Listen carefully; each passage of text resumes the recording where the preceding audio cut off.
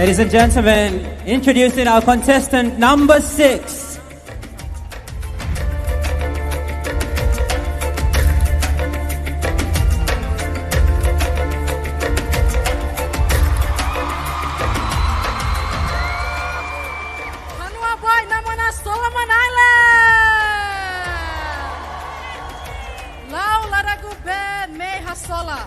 Good evening, everyone.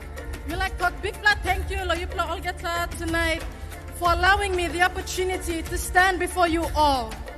I am a proud daughter of my people, representing our values of equality, respect, prosperity, unity in diversity, and the strong families that connect us, not only in our country, but with our wider Pacific community. I am honored to stand before you all as contestant number 6, representing the beauty and the strength of Papua New Guinea!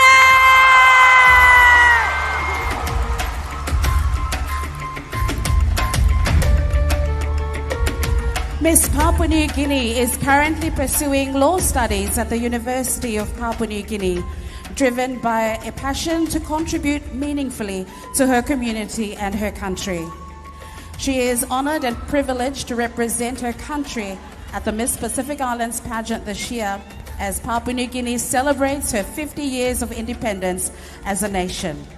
Miss Papua New Guinea is inspired by the importance of strong family values, which she believes are the foundation of thriving communities. Ladies and gentlemen, your contestant number 5, Miss Papua New Guinea. Thank you, contestant number 6, Miss Papua New Guinea. Ladies and gentlemen, introducing our contestant number 7.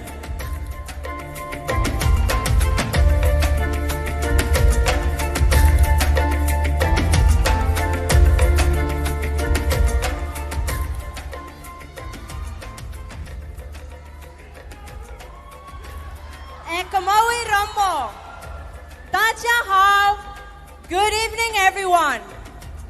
My name is Shale Andriana Deye, and I am humbled to represent the smallest island nation in the world. Home to the strongest record-breaking powerlifters and weightlifters, my pleasant island, Nauru! Miss Nauru is the second eldest of 4 children. Born in Fiji and raised in Nauru, she completed her early education before moving to Brisbane, Australia to finish high school on scholarship. She received another scholarship to pursue a bachelor's degree in Taiwan before returning to her home country. Miss Nauru is actively involved in youth empowerment through the Pacific Australia Youth Association, working with young leaders to strengthen Pacific community connections. Miss Nauru enjoys designing, fishing, and reading. Miss Nauru is from a line of beauty queens in her country, with her mother and older sister having the privilege of serving Nauru as their beauty queens in 1996 and 2020, respectively. Ladies and gentlemen, your contestant number 7, Miss Nauru.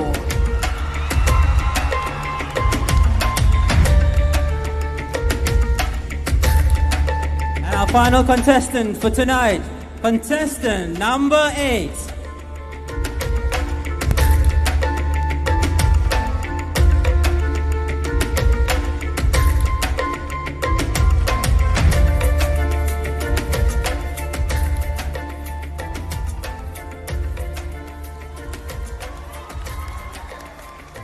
Hello, Kita Solomon Islands! Kia orana!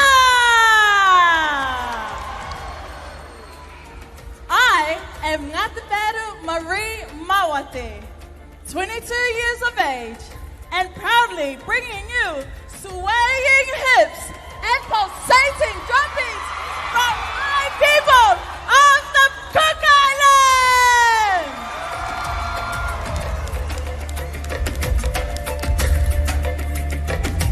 Miss Cook Islands was born and raised on the island of Aitutaki in the village of Nikopara, where she spent a lot of her time with her families and friends, learning the language, culture, sanctuary, church, and faith. Miss Cook Islands believes that her faith has kept her grounded and encouraged her to explore experiences she would probably never attempt without her faith, like participating in the Miss Cook Islands pageant and now the Miss Pacific Islands pageant. Miss Cook Islands hopes that she can inspire other young women to push themselves and pursue their dreams. She currently lives and works in New Zealand as a full-time youth support local worker for social housing with Kahui Tukaha. Ladies and gentlemen, this is your contestant number 8, Miss Cook Islands.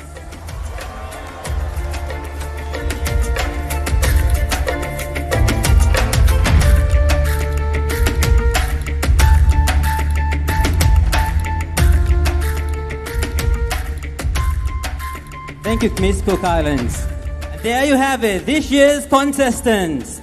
I have to say the judges will have a very difficult task on their hands tonight, and we do not wish to be in their seats now.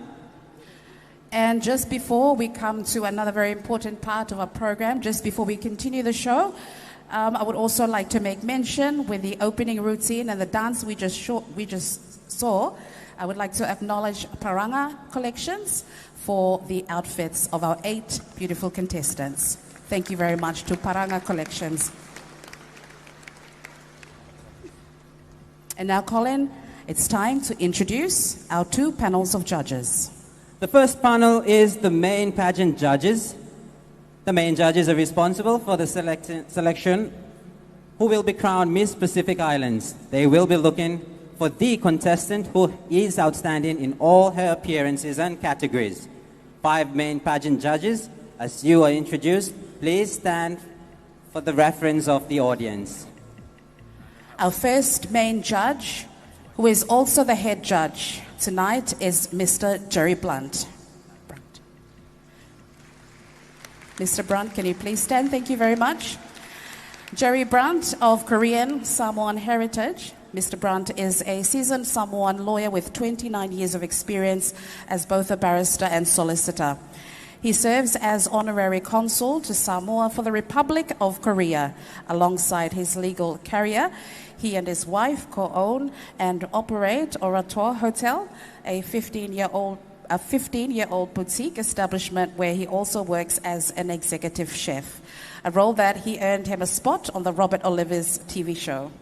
That's the Pacific Islands Food Revolution. Passionate about sports, humanitarian work with the Samoa Red Cross and pageantry, he is the franchise holder and national director for Miss Universe Samoa. He is a proud father to 3 children. Please welcome Jerry Brunt. Our next judge is Jane Glynn Canas, and Jane Canas is a Ni Vanuatu with a Master of Arts degree in linguistics from the University of the South Pacific. Jane's journey in the world of pageantry started in 2013 with Suva's Hibiscus Festival, where she served as a contestant coordinator until 2016. She served as a contestant coordinator for Fiji's National Miss Fiji from 2015 to 2016, part of the judging committee for Fiji's Nosoris Town Miss Tebar Festival from 2018 to 2022. Jane's commitment to pageantry is because she believes in the empowerment of women through the different aspects pageant competitions showcase. Jane hopes to be involved in the pageantry world in Vanuatu in the coming months. Ladies and gentlemen, please welcome Jane Canas. Our next judge is Jedida Korenihona. Ms. Korenihona holds a diploma in project management, showcasing a commitment to education and skill development.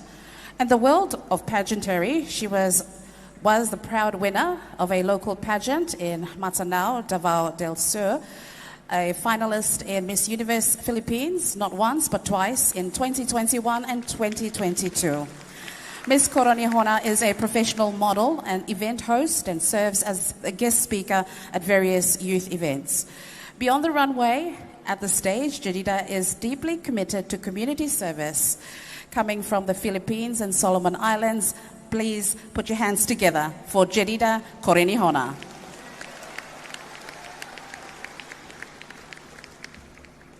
Our fourth main judge is Mr. Pakop Sovo, a lecturer in education at the Pacific Adventist University, specializing in teacher education, curriculum students, and STEM education. Mr. Sovo is dedicated to preparing the next generation of educators to meet the diverse needs of today's learners. His current research interests include the intergeneration or the integration of technology in the classroom, strategies for improving teacher resilience, and promoting equity and quality Christian education. Mr. Sovo's teaching philosophy emphasizes experiential learning and reflective practices, fostering critical thinking and creativity among students. In his free time, Mr. Sovo enjoys studying plants and doing gardening. Please welcome Mr. Pakop Sovo.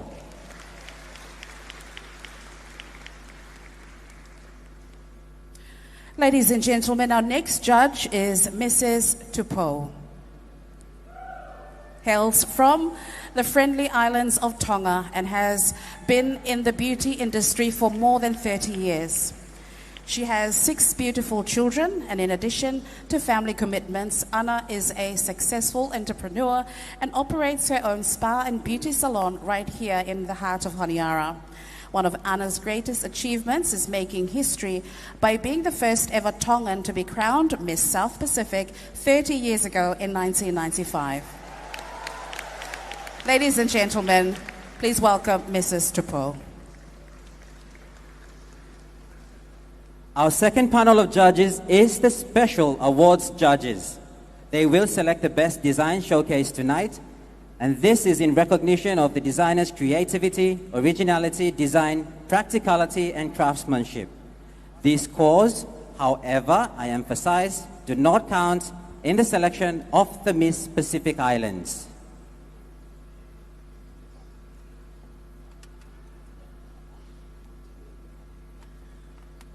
Our first special judge, also the head judge, is Hufel Evers Hoda. Hufel, a Fijian designer of Ottoman and German heritage, has over 35 years in the fashion industry. He holds a master's in international tourism and hospitality management and a PhD in creative arts in sustainable fashion. Starting with simple shift dresses in university, his work evolved into formal gowns, bridal wear, integrating authentic Pacific fibers with modern design. He also created textile prints for Fiji national athletes and is the recipient of National Fashion and Business Awards. A participant in the international shows such as Islands of World Fashion Week and the Commonwealth Eco Cultural Exchange. Please welcome Mr. Hoeda.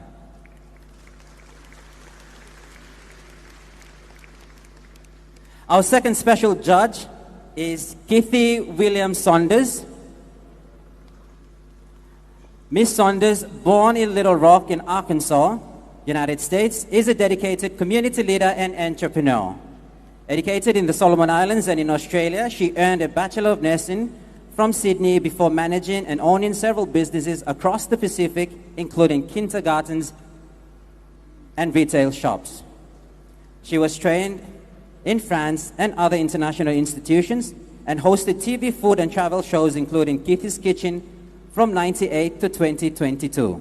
She served as the United States Consular Agent to Solomon Islands, receiving multiple U.S. awards, including a Meritorious Service Medal. Kitty initiated Honiara's urban beautification projects and has been honored with numerous accolades, including the OBE and environmental awards. Please welcome Miss Kitty Saunders.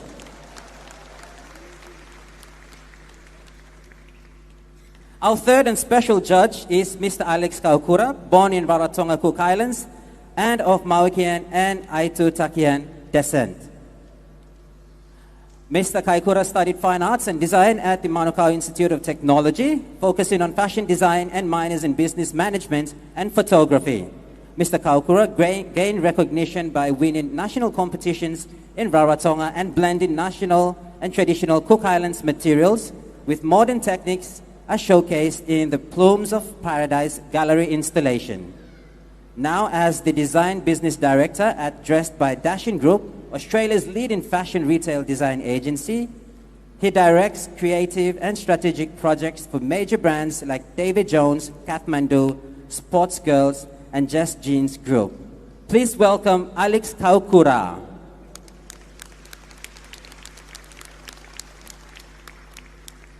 And just in case, one of our judges is unable to proceed with the task of judging, we have what we call an alternate judge.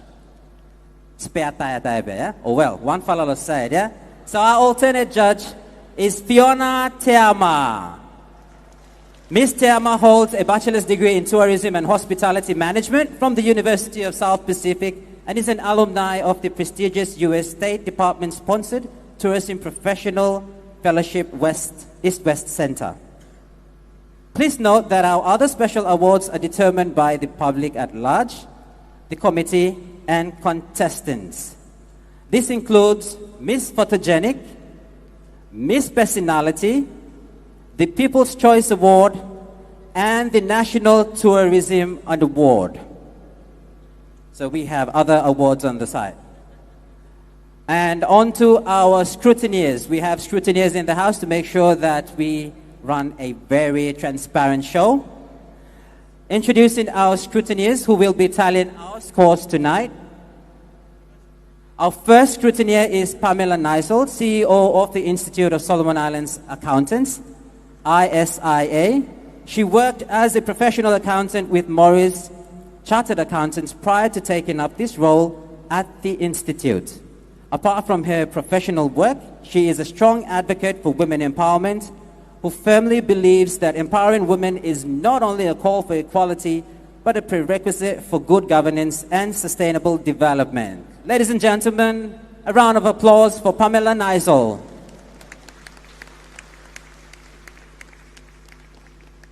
Our second scrutineer is Clifton, Finance Manager of Solomon Islands Ports Authority. Clifton holds a Bachelor's of Business Analysis from Waikato University and is a current member of the CPA Australia International Professional Accounting Body, CPA Australia. Please welcome our second scrutineer, Clifton.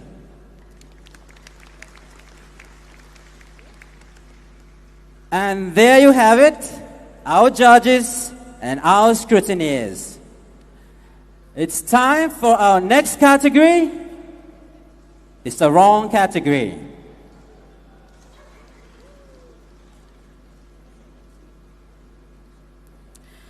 Ladies and gentlemen, that's right, it's time for the next, the first category is sarong.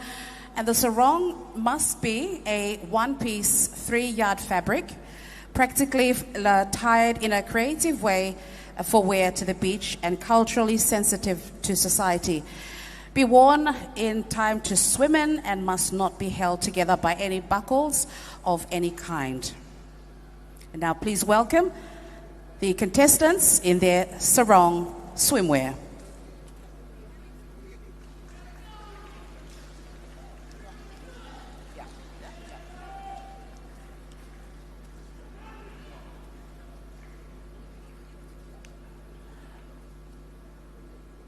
Ladies and gentlemen, contestant number 1, Miss Solomon Islands.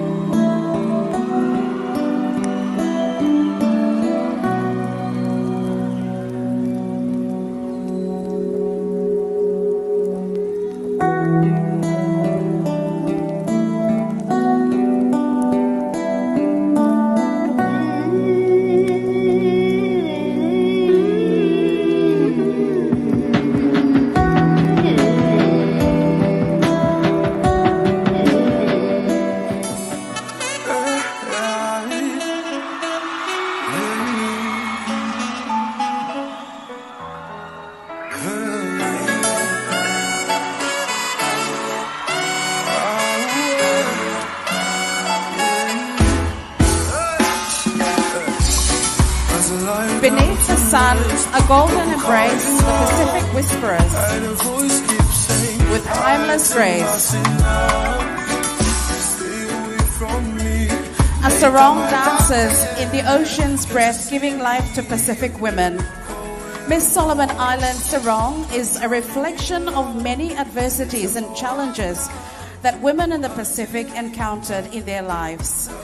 This begins with a cape, shielding her face from the tropical sun heat, preserving her beauty and allowing her to care for herself amidst the daily demands of being a Pacific Island woman.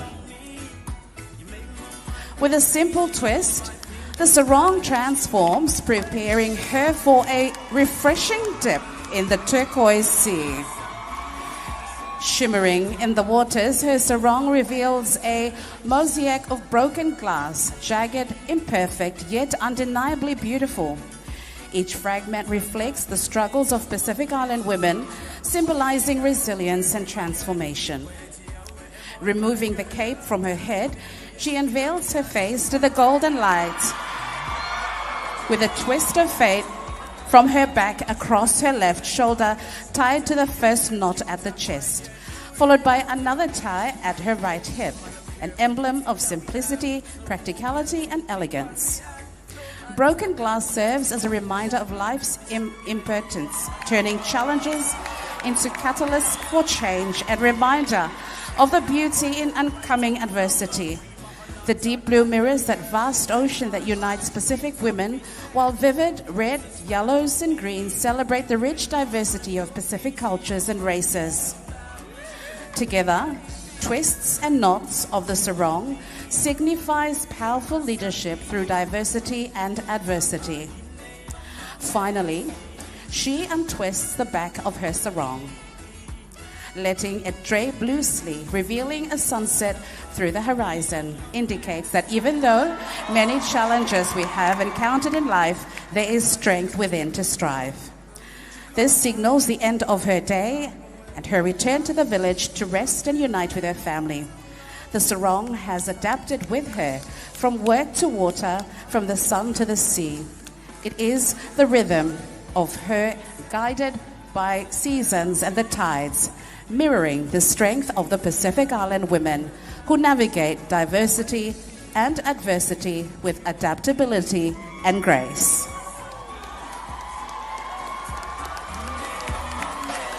A round of applause for contestant number 1, Miss Solomon Islands.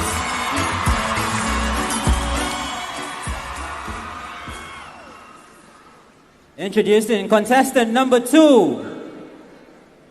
Show some love for Miss Samoa.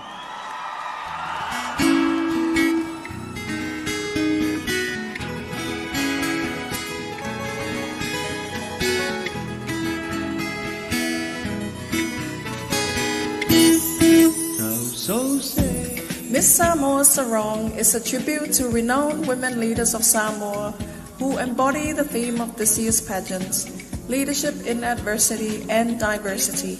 They are an example of the resilient spirit of Samoan women and their significant role in shaping, nurturing, and developing our families, communities, churches, and our nation. Firstly, Tara presents the late Professor Aiono Dr. Fanafi Aiono Letangaloa, the cultural visionary behind the establishment of the Miss Pacific Island pageant in 1987 as a cultural heritage platform to showcase the unique role of young women in the preservation, promotion, protection of our Pacific cultures and traditions. Secondly, Miss South Pacific 2001, the late Manamea Apelu Schwolga. Manamea is a beacon of light and hope in the region with her advocacy on breast cancer awareness and the promotion of early detection. This is an example of the reach of this platform to not only inspire, but to educate young leaders about the importance of health and well-being. Litara twirls her sarong to reveal the late Tifilele Ya'alama Yeremia, her beloved grandmother. For Miss Samoa, her grandmother is the first example of leadership as a mother, as a faletua and spiritual leader who planted the seeds of love, faith, and peace in Litara's heart. Miss Samoa reveals the outer layer of her sarong to showcase the Honorable Fiame Naomi Mataafa, Samoa's first woman prime minister, the epitome of political leadership that young women can aspire to. Ladies and gentlemen, presenting Miss Samoa Sarong and the embodiment of leadership in adversity and diversity.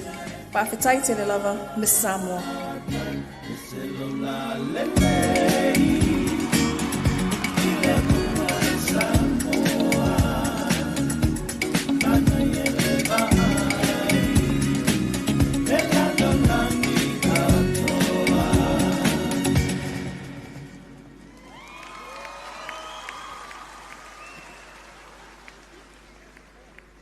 A round of applause again for contestant number 2, Miss Samoa. Ladies and gentlemen, introducing contestant number 3, Miss Tonga.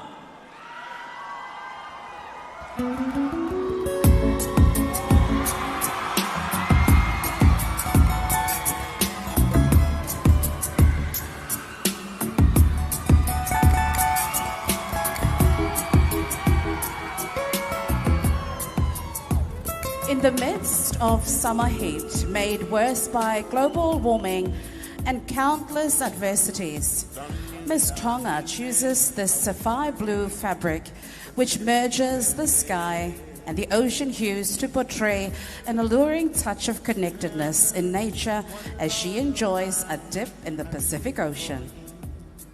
Miss Tonga's sarong is wrapped around her body and anchored on her shoulder, with a crown of Tonga held close to her heart as a reminder that God and Tonga are her inheritance. Her sarong is tied firmly on the side as she is about to wade out into the sea.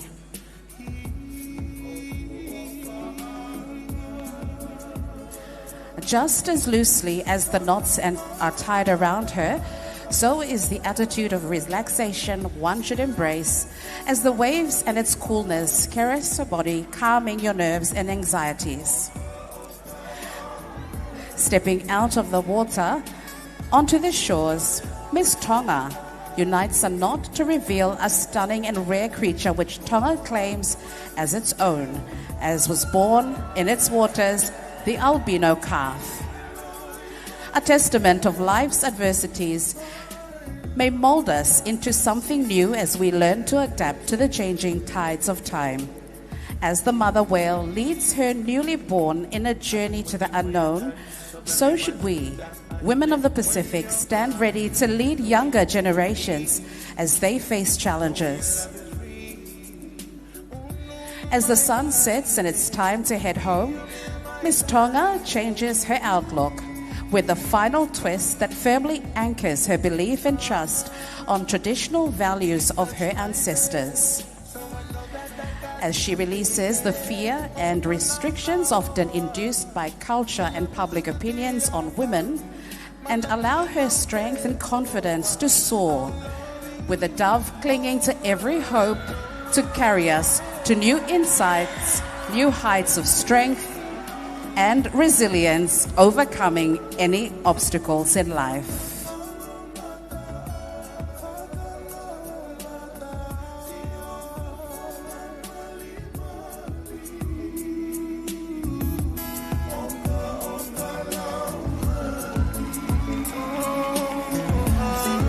Owana!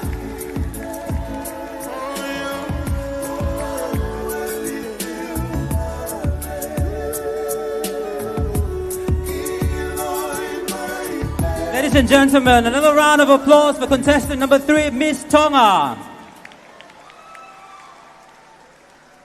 And let us welcome, introducing contestant number 4, Miss American Samoa.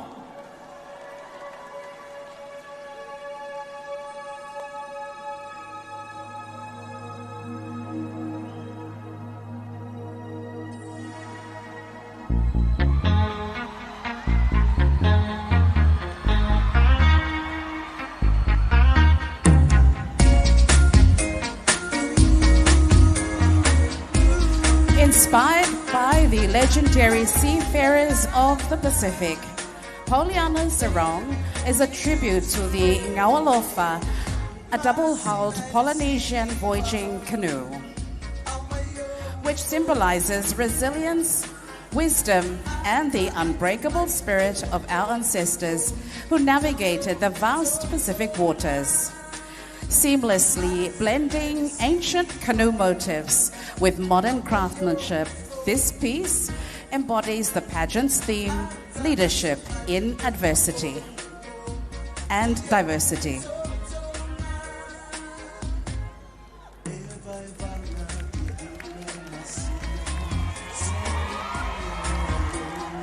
Miss American Samoa Sarong is intricately tied, mirroring the strength and adaptability of a leader in uncertain waters. Crossing over her chest and wrapping firmly around her torso. The fabric resembles the intertwined ropes that held together the great voyaging canoes, reinforcing unity and perseverance. It then cascades diagonally around her waist, much like the sail of a canoe, catching the wind, poised to move forward despite the challenges ahead. When night falls, Poliana Sarong transforms under the moonlight as hidden luminescent details emerge. The glow mirrors the guiding stars that Pacific wayfinders once relied upon, symbolizing wisdom and clarity in the face of adversity. Like them, a true leader shines brightest when the path is unclear, lighting the way for those who follow. As she moves the sarong begins to unfold, revealing the full story woven into its design. A celestial sky stretching across the fabric, the Gualofa gracefully riding waves, and the depths of the ocean alive with marine creatures. Each element reflects the journey of a leader, navigating unknown waters, embracing the vastness of possibility, and guiding others with courage. Miss Poliana Sarong was designed by Miss American Samoa as a wearable testament to navigating life's oceans with vision, strength, and the wisdom of our heritage. To complete her ensemble, her hair is adorned with delicate local flowers that are also wrapped around her waist. Ladies and gentlemen, let's navigate the Pacific Ocean with American Samoa.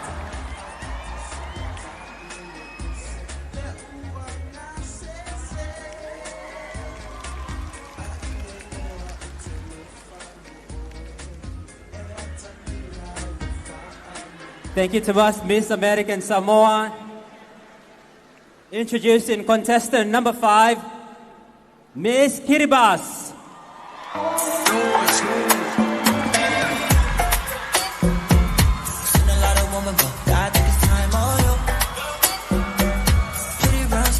Ladies and gentlemen, witness the grace, strength, and symbolism woven into Miss Kiribati sarong wear, a tribute to the resilience and love of Pacific women. Draped in pure white, Kimberly embodies simplicity, faith, and a deep connection to family. A bold knot on her right shoulder speaks of a woman's unwavering strength, nurturing, comforting, and standing resilient through every challenge. A delicate spider web graces her chest, symbolizing the intricate web of life that women weave. Like a mother fostering harmony, she unites differences, guiding her family towards peace. With every step, the sarong flows behind her, mirroring the ocean waves, fluid and unstoppable, just as a mother's love knows no limits. Then, with grace, she lifts her left hand, revealing a painted image, a man setting sail in his canoe. A reminder that men and women are partners in life's journey, each playing a vital role in their community. Behind him, the sunset glows. It's not an ending, but a promise of renewal. where wisdom and tradition pass on to the next generation. At the hem of her sarong, an eel emerges, a sacred symbol of fertility and endurance. It speaks of the ocean's abundance, nourishing its people as the wisdom of the past nurtures the future. She turns, revealing the backbone of Kiribati society, a maneaba or meeting hall where traditions are safeguarded, inclusive leadership fostered, and unity thrives. With deliberate grace, she ties a knot below her bust, an honor tradition marking a young woman's coming of age, embraced with pride. Now Kimberly is ready for the ocean, where she dances with the waves and rides the rhythm of the tides. This is the same ocean that her forefathers and mothers navigated and made their home. This is the fun-loving and boundless spirit of my Pacific people.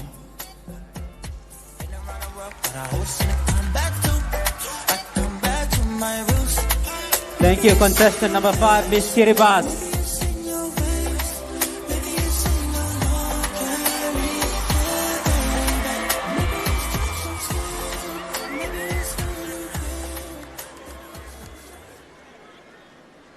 Ladies and gentlemen, let's welcome contestant number 6, Miss Papua New Guinea.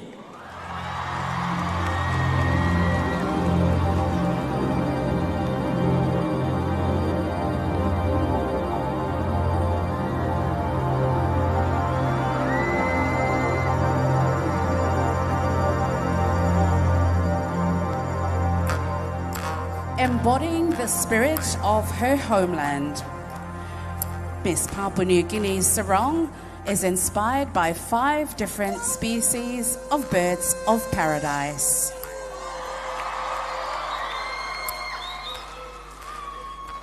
Each look a symbolic representation of leadership. She dedicates the sarong to the late Sir Julius Chan, a founding father of Papua New Guinea who passed away at the start of the pageant week. The first look channels the Princess Stephanie Astrapia, with its distinct shimmering feathers and flowing tail. This one-piece outfit, though simple, exudes elegance, and it's perfect for a walk by the beach or a quick swim in the ocean. Like the Astrapia, this look reminds leaders to walk in humility, transforming the tail of the sarong. Her next look highlights the King of Saxony, bird of paradise, famed for its ribbon-like plumes. The creative loops that resemble the bird plumes transform the outfit into another dynamic piece. This tie symbolizes creative vision, showing that leaders must think innovatively. Inspired by the flame bowerbird, Miss Papua New Guinea again changes her outfit to create a functional tote she could use to collect fruits during a stroll. This look honors the bowerbird's passionate craftsmanship and embodies dedication and purpose, reminding leaders to pour their passion into creating a sarong inspiring foundation. The superb bird of paradise, famous for its transformation into an oval of black and blue, inspires the fourth look, creating a cape that doubles as cover from the climates of our nation. This look symbolizes adaptability and dynamic presence. Like this bird, leaders must transform and rise above adversity. Finally, Miss Papua New Guinea becomes the Rajana bird of paradise with its grand display of beautiful plumes. Her final look symbolizes collaborative leadership, reminding us that unity and harmony are key to overcoming adversity. Draped in the essence of the birds of paradise, Miss Papua New Guinea in her sarong.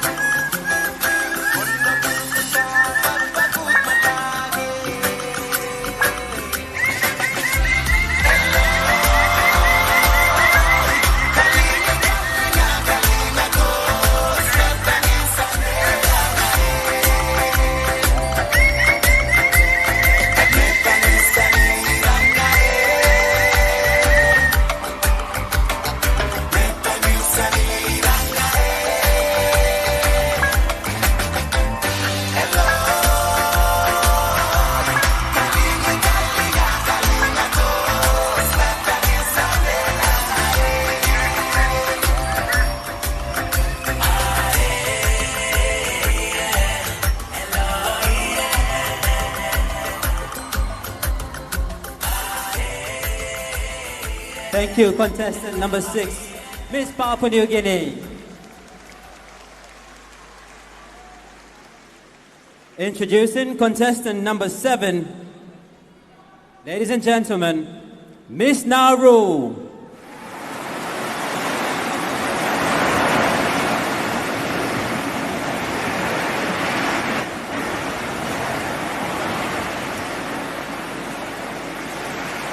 Be still and listen to this story being told tonight.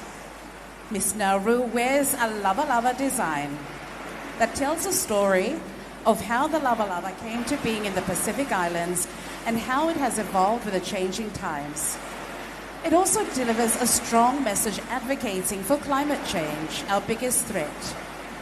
Miss Nauru's sarong this evening is called the Ego Ko Oyo, meaning threads of resilience.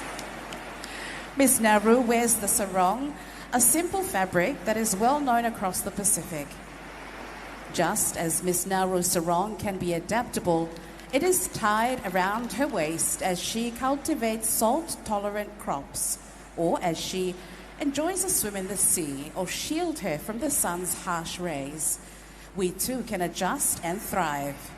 Her sarong shows that she is ready for a swim in the ocean. Later, she is ready to meet youths of her community to engage in climate solutions. She changes into something more comfortable, enabling her to move easily. As the day drags on, so she puts her head cover to protect herself from the rising temperature of the sun. Later in the evening, as she meets elders, she covers herself and wraps a shawl around her shoulders as a sign of respect. During special occasions, she attends the village party. She changes into her party attire, a modern dress showing her vibrant youth as she proudly shows off her tribal patterns, originating from the Iriwa tribe of Nauru. When she is ready to wind down and complete her chores, she changes into a more relaxing house dress. And there's one thing that the ocean teaches us. It is to flow with the currents and not against it. Together, we rise.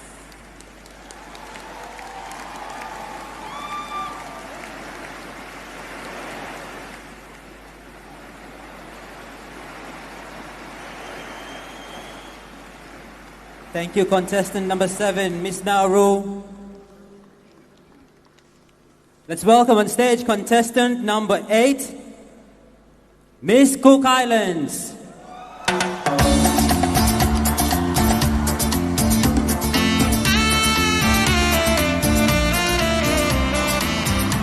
There's nothing quite like a day on a secluded Cook Islands beach. The sun kissing my skin, the waves dancing at my feet, and the sweet, unfiltered freedom of island life. And Miss Sarong, she's my ultimate beach companion. I'm sure my Pacific sisters will agree. Lightweight, breathable, and effortlessly stylish. She is the one piece that carries me through the entire day, on island time, of course. Dancing my way to the shoreline, I've wrapped her into a chic two-piece ensemble, embracing modesty without sacrificing style. Because let's be real, a sarong should move with you and not against you.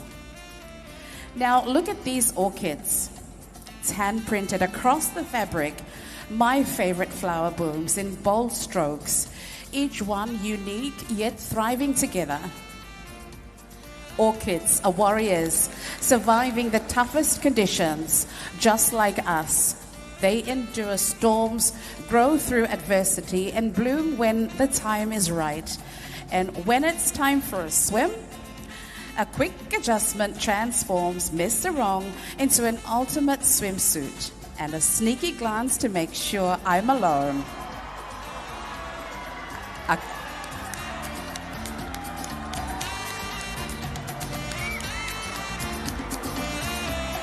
A swift tie and voila, It stays put, giving me the confidence to glide through the moana, embracing the ocean like a leader, adapting, diving deep, and rising strong. Sunbathing time? No worries. Miss Sarong unfolds into a soft, gorgeous towel, perfect for topping up that golden Pacific glow. And wet hair, she's got that covered too. But when the sun dips low and the evening breeze rolls in, Miss Sarong isn't alone.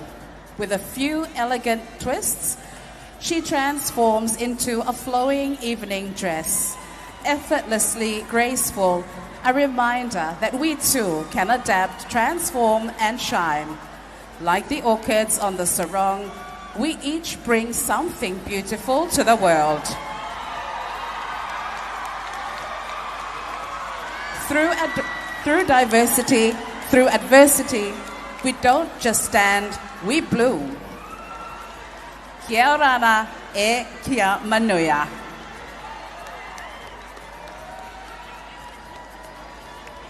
Thank you, contestant number 8. Miss Cook Islands.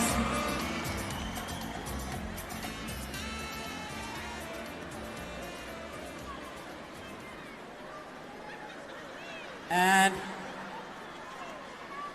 for the judges' final look, we call back our contestants onto the stage for the final sarong category. For the judges' final look, please welcome our contestants.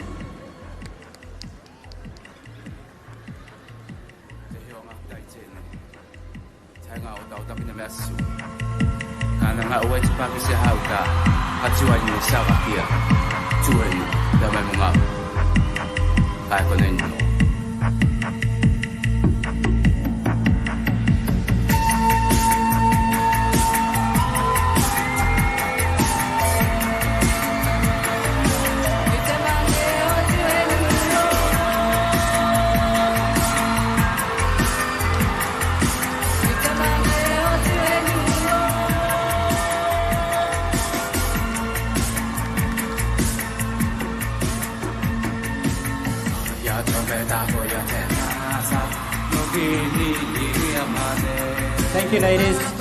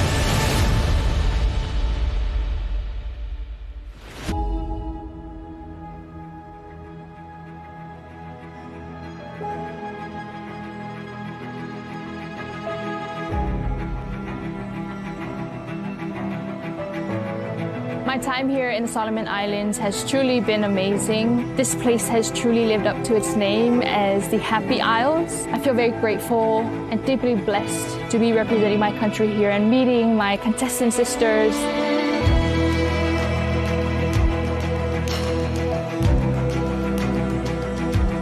We had the privilege of visiting quite a few of our public institutions, and these visits have been very insightful, and it's more meaningful that I get to do it with 7 other beautiful sisters from the Pacific.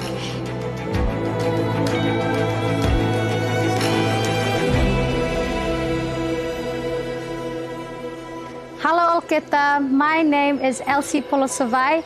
I am contestant number 1, your Miss Solomon Islands. Talofa. My name is Nitar Lomalelani Yermia Allen. I am your contestant number 2, and I hail from the beautiful islands of Samoa. Hello, Yufala, everyone. Mahalo Lele, and a warm Pacific greetings to you all. My name is Rachel Angelica Omanakakapu Kittenbell, and I am your contestant number 3, proudly representing the Kingdom of Tonga. Talo Falava, my name is Pollyanna, Angel from Heaven, Felice Vitale, your reigning Miss American Samoa and your contestant number 4. Kamnabinani Melody, everybody. My name is Kimberly, and I'm your Miss Kiribati and also your contestant number 5. Hello, Olgeta Nagutla Abinon. My name is Meha Sola, your Miss Papua New Guinea 2025. Ekamawi Ramo Yakumime Mac, and the warmest Pacific greetings to you all. My name is Charlotte Andriana Deye, and I'm proud and privileged to represent my pleasant island, Nauero. I am your contestant lucky number 7. Kia orana. My name is Ngataperu Marie Maoti, and I am Miss Cook Islands, your contestant number 8.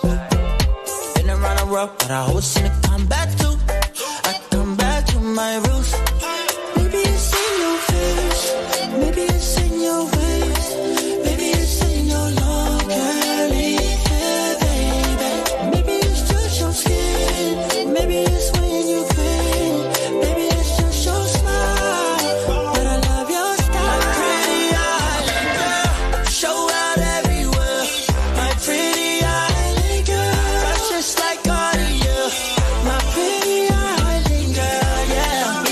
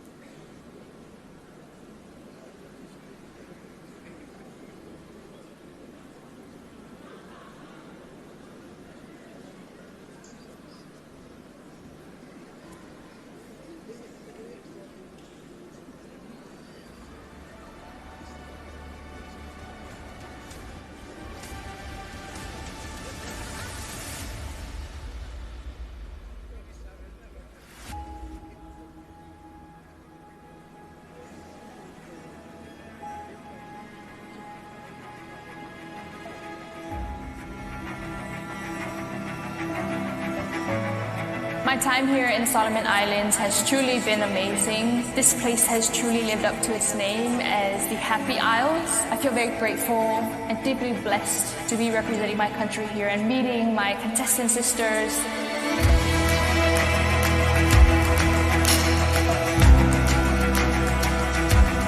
We had the privilege of visiting quite a few of our public institutions, and these visits have been very insightful, and it's more meaningful that I get to do it with 7 other beautiful sisters from the Pacific.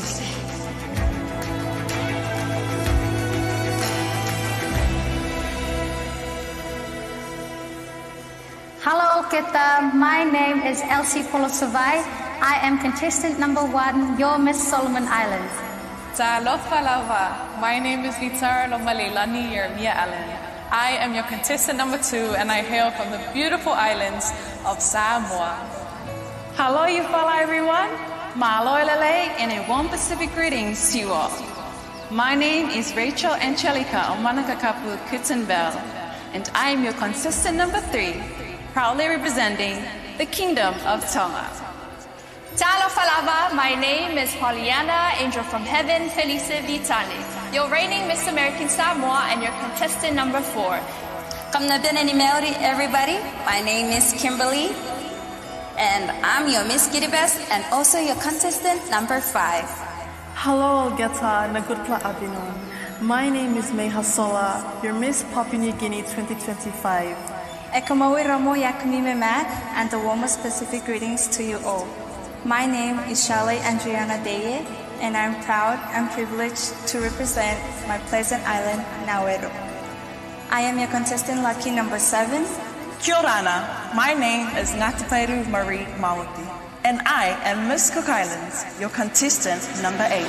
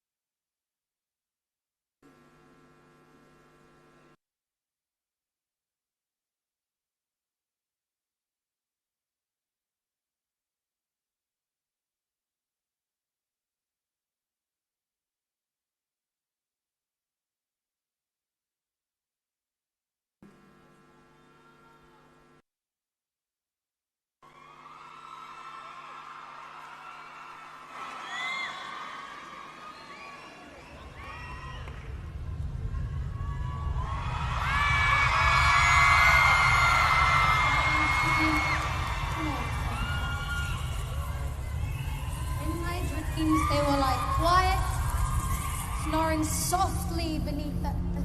But I knew one day I'd wake up. Sometimes I dream of myself as a scientist, deep inside the volcano, deciding the perfect moment to unleash the hot, gushing lava. But while I dreamed of science experiments and volcanoes, my biggest struggle was right here with this wild hair of mine. I am Gila Vuranga. Gila means to cry for something, and Vuranga means hair. I hated my hair, the way it coils and knots and tangles. Oh, Mum, Africa's best relaxers are only $35. Just buy me one, please. I loved sleepovers at my cousin's house because she had a hair straightener.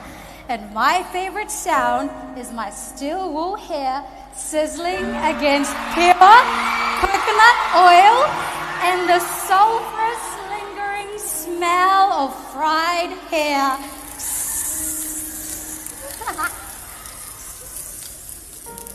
And then I realized that sometimes taming the chaos isn't about forcing something into something that it's not. It's about understanding its power. Because little did I know that my wild hair battle was preparing me for something bigger. I'm going to do an experiment. All right, and this experiment is called the elephant toothpaste reaction. Think of it as creating a mini volcano, but with hot bubbles instead of lava. All right, let's go. This here is our hydrogen peroxide. Picture it as a volcano, smooth on the surface, but with a ton of energy waiting to react. Now, this dish soap is like the ocean waves around the volcano, ready to catch and carry whatever happens next. Right, then goes the hydrogen peroxide, and then we have our dish soap. Now finally, this is what sets the whole thing into motion. So this is added, there's no going back. All right, let's go.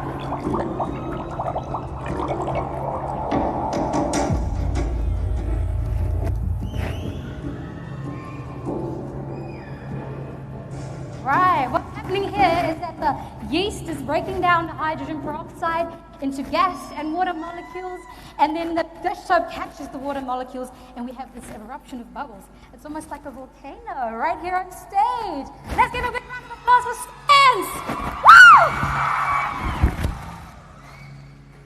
I used to think that winning was like eruptions. Big, loud, impossible to ignore. But the truth is, winning is quiet. It's in the small, steady actions like sweeping a yard, taming wild hair, learning patience, or even just yearning for something bigger than myself. The Pacific taught me to see the vastness of possibilities when others only saw a vast ocean. And that the smallest vessels can carry the weight of dreams. And those dreams began for me as a little girl sweeping the yard, and they grew when I walked into a science lab for the first time, even when I felt out of place. And they expanded when I stood here on stage as Miss Solomon Islands, representing myself, my people, my home, and my culture. It takes one to know. Dream big. Thank you.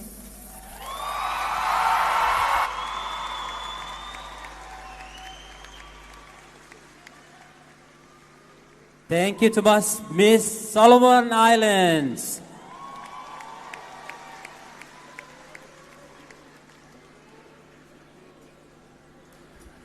Run, run, run, run, run, run, run. Ladies and gentlemen, our talent category. Introducing contestant number 2.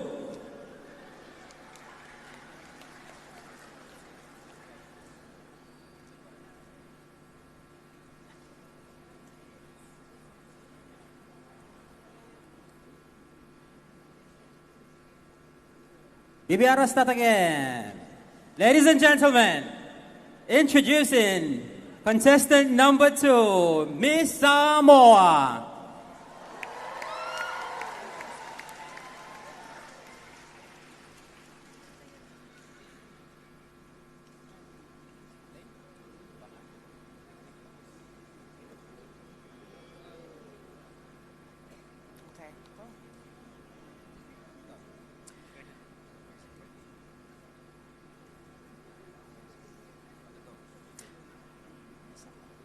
Miss Samoa's talent is a chant written in the 1800s to tell the story of the coming of Christianity to Samoa.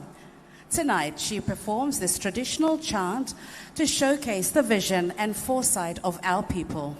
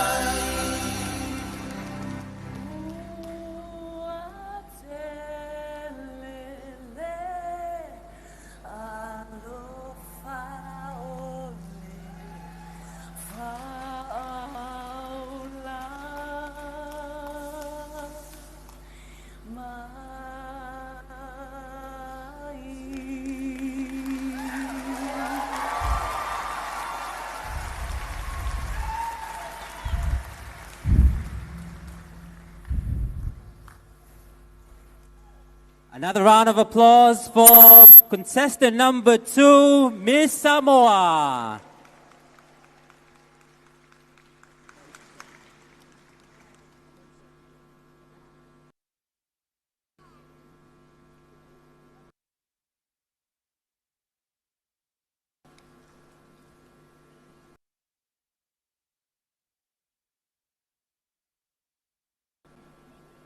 Ladies and gentlemen, please put your hands together for our contestant number 3.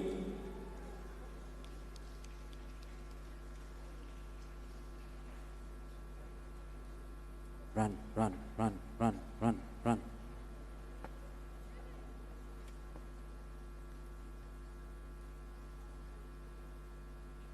So after the talent category, we will have the traditionally inspired attire. And straight after that, we will go into the judging phase.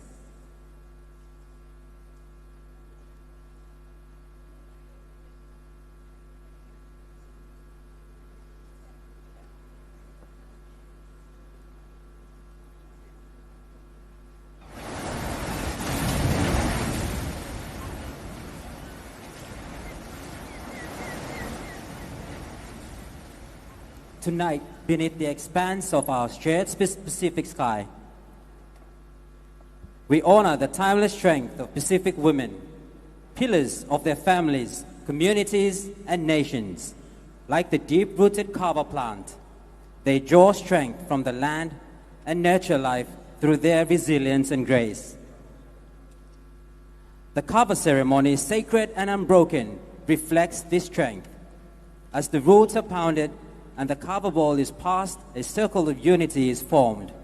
A tradition where stories flow like the tides and bonds are forged as steadfast as the ocean currents. In this rhythm of life, women are the heartbeat. Their leadership as enduring as the swell of the sea and as nurturing as the earth's embrace. Miss Tonga brings this essence to life. Her performance a tribute to the sacred connections that tie us to each other and the land. Through the imagery of sunset clouds, hinted by the soft movements of flowing fans, she evokes the Pacific winds that carry our stories and dreams across the vast blue ocean. These clouds, gentle yet unyielding, mirror the enduring spirit of Pacific women, who rise above challenges like islands rising from the ocean. Through contemporary dance, music, and storytelling, Miss Tonga weaves a tapestry of connection and strength, reminding us of the beauty and power found in our shared heritage. Tonight, we celebrate the heart of the Pacific, its women, its stories, and the unbreakable ties that bind us all. Ladies and gentlemen, welcome Miss Contestant number 3, Miss Tonga.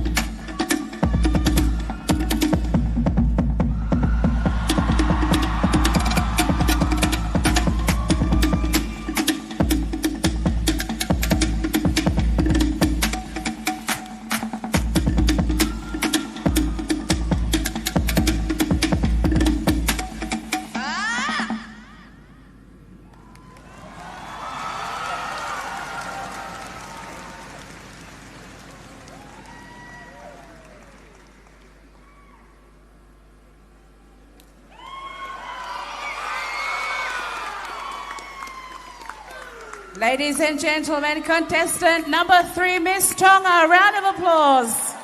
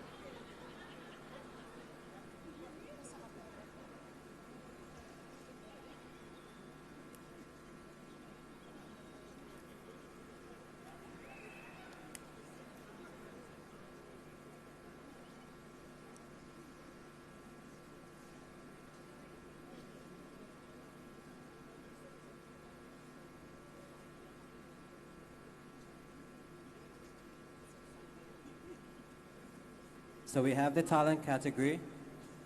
After the talent category, we have the traditionally inspired attire, and that one and I've been looking so much creativity also from around the Pacific in how they create their traditional attire, influenced by contemporary as well.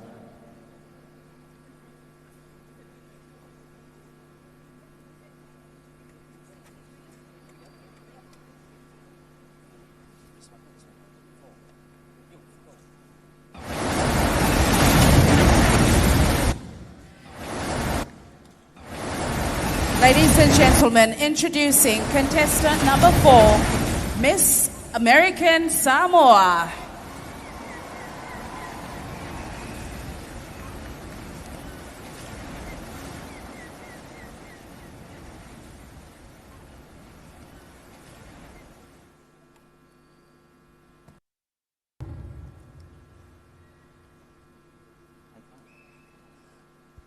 Music is the language that transcends all borders. It is the only universal language. It is the only universal tongue capable of inspiring hearts, healing wounds, and binding us together across time and space. In the Pacific, music is more than just an art form. It is the heartbeat of our people, a living thread that connects our past to our present and preserves the stories of our ancestors. Tonight, Miss American Samoa will share her talent as a testament to this unbreakable bond, bringing forth the diverse and soulful sounds of the Pacific. Deeply moved by the spirits of the 13th Festival of Pacific Arts, she took it upon herself to learn how to play a selection of Pacific instruments, immersing herself in the rhythms and melodies that defined our Pacific heritage. With each note, she seeks to celebrate the unparalleled beauty of our music, honoring the distinct voices that make our island traditions unforgettable. Bringing you the sounds of the Pacific through drum beats, strings, and song. Here is Miss American Samoa, your contestant number 4.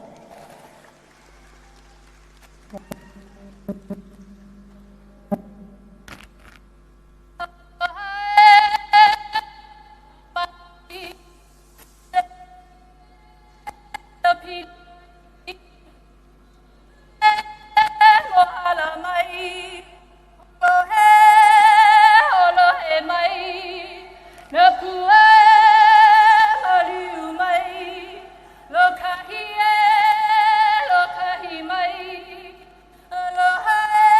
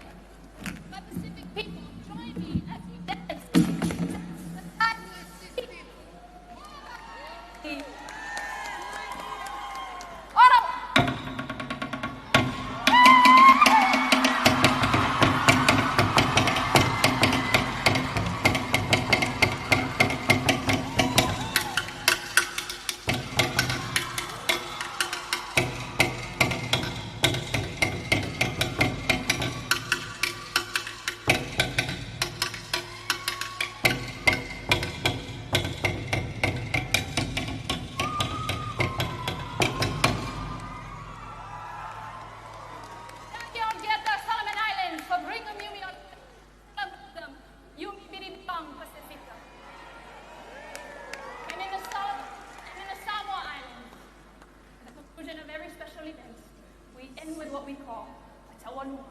And to this I sing.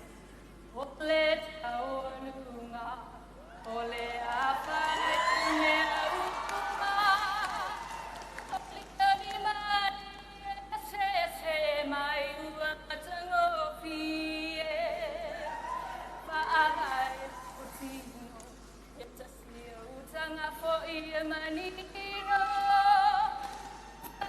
Mali, Upana Oelava Esivi, Lela Lola Angie, Ote Utino Bat, Esili Tene Ole Pacifica. Afaila Etefia Talito, Nusawia Sima Aia Uia. Oskia Upaina Efesu Isuia, Letuma, Wisemeta, Sialinga Tagila Se, Papa Manene.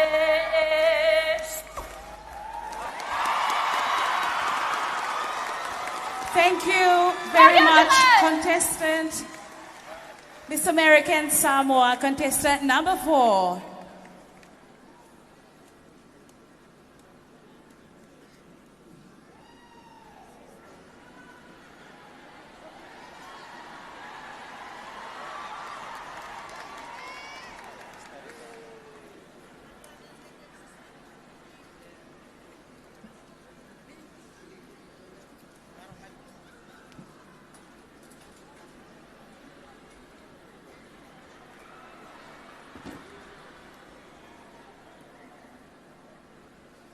So, ladies and gentlemen, this is the talent category, which the 8 contestants will make their appearance in showcasing their talent and skills that was very carefully thought out to be presented especially for you tonight.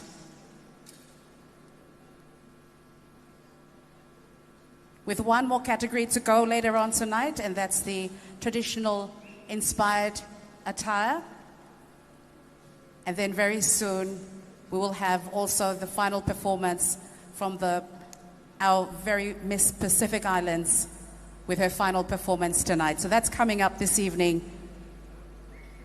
So just when we have our cue to go for our next contestant, then we will introduce our next contestant. Ladies and gentlemen, introducing contestant number 5.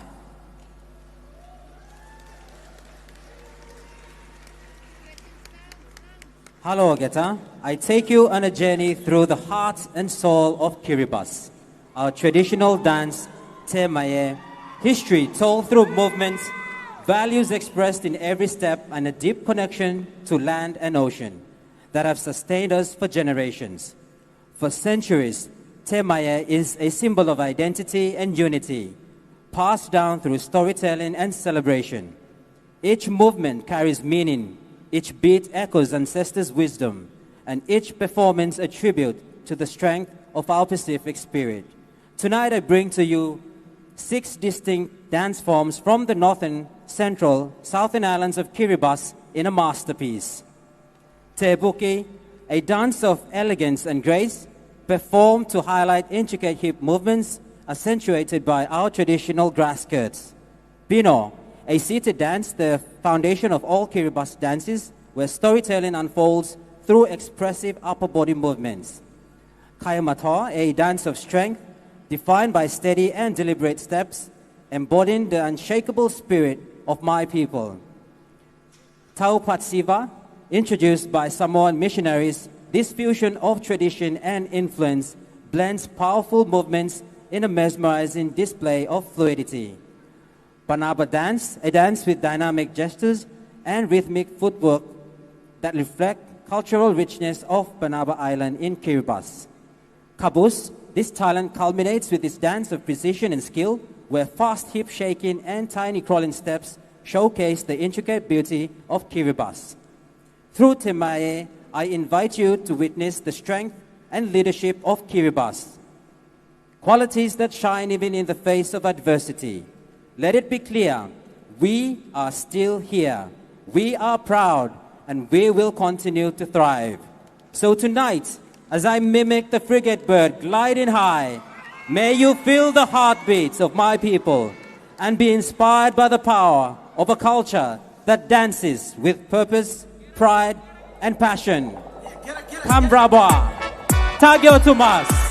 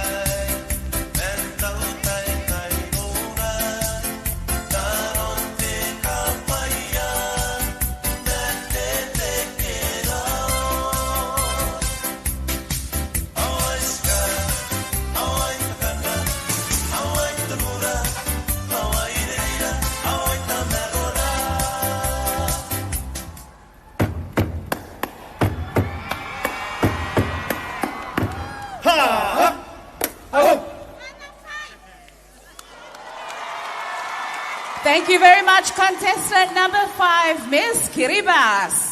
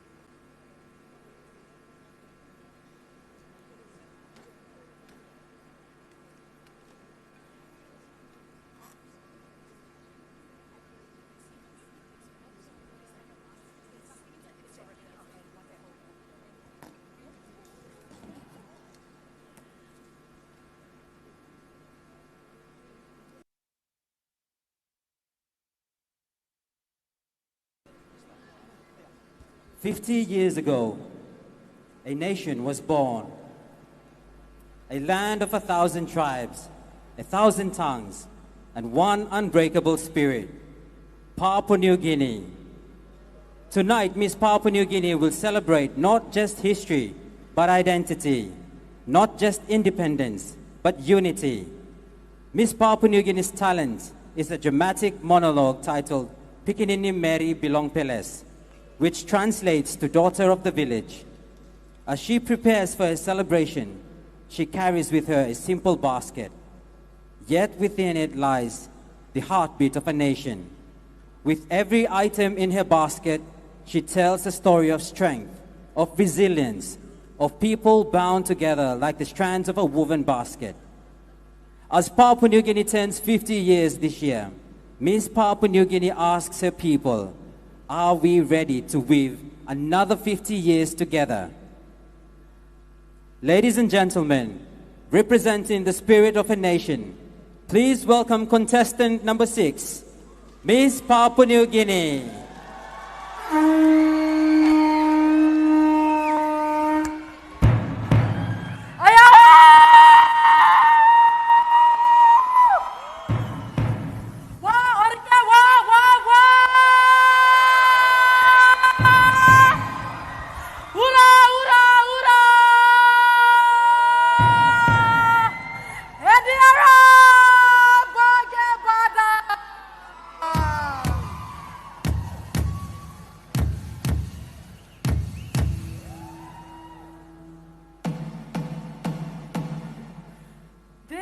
conch shell.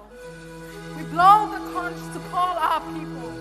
It is the voice of the sea, reaching across islands and shores, calling us to unity. Today I carry it with me to call my people, to celebrate, to remember, to stand as one.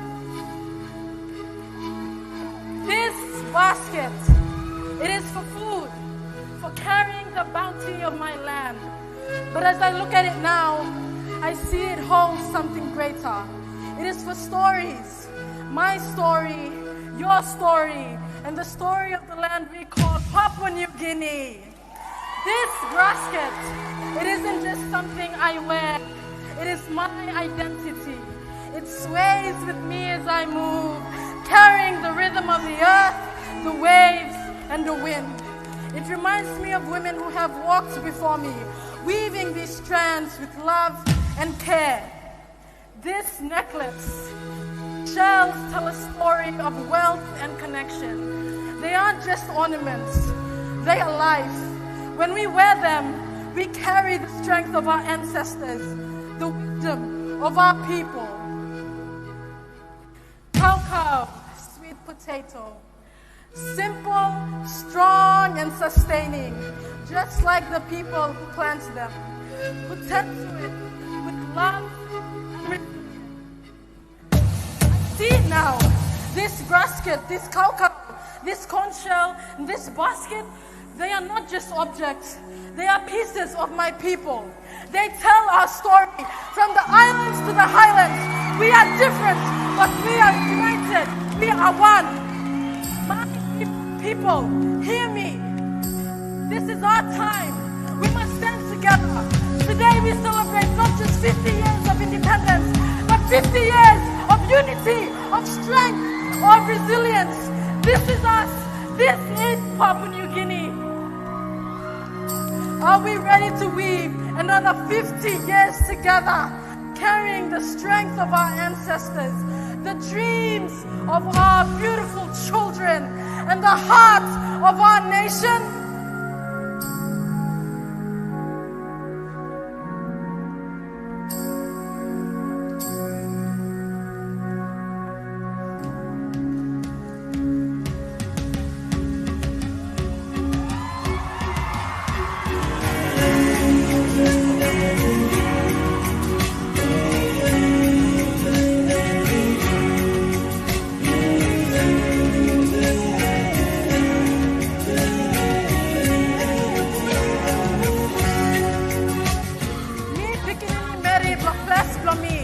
I am a daughter of my village. I carry this not just for me, but for every mother, father, child, and ancestor who has wove the story of our land.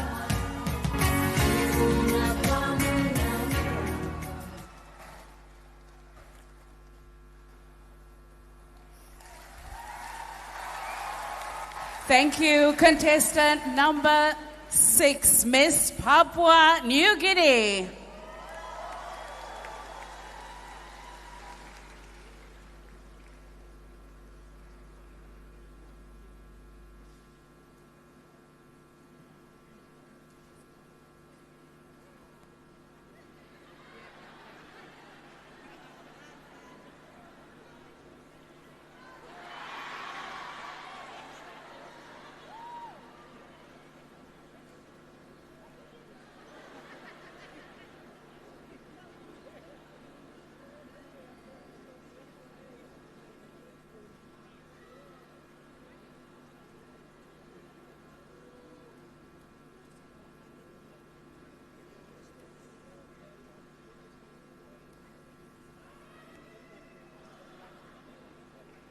So we have completed the first category, the sarong. We are towards the end of the second category, the talent, and then we have the final category, the traditionally inspired attire, coming up shortly after this. We will also have intermittent entertainment in between these segments.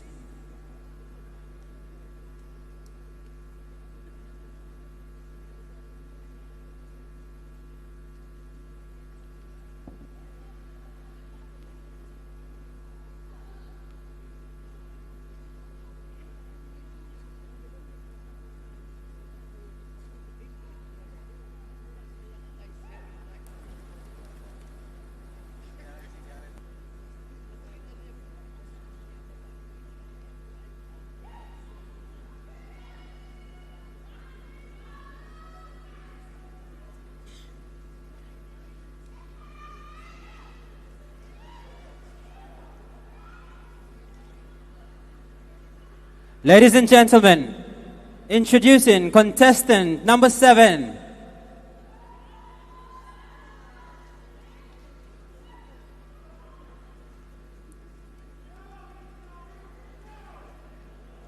Miss Nauru.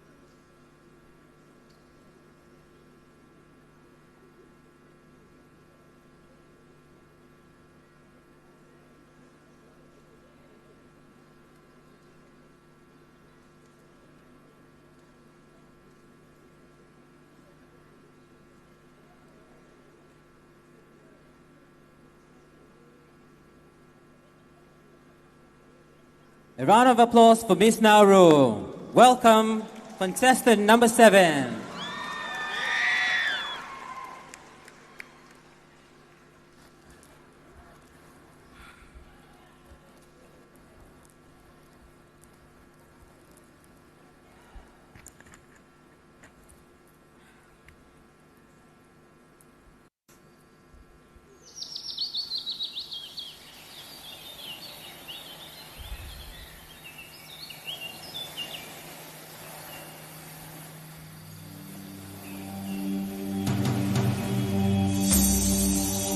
Tonight, I want to share with you all the story of Egamoisha, a respected queen of Nauru.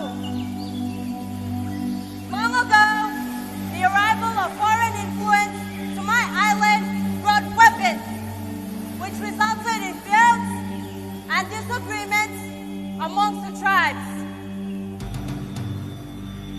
The and the South fought brutally against each other, which became more frequent and extremely bitter. This turned into a 10-year tribal war.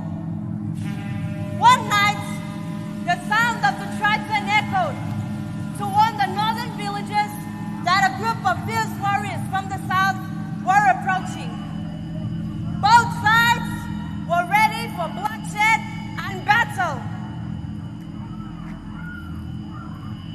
Unexpectedly, Queen Ekamosha marched towards the battleground between the warring brothers and sisters with her chieftain spear called a rago. She raised her hands towards the warriors and shouted to end the war.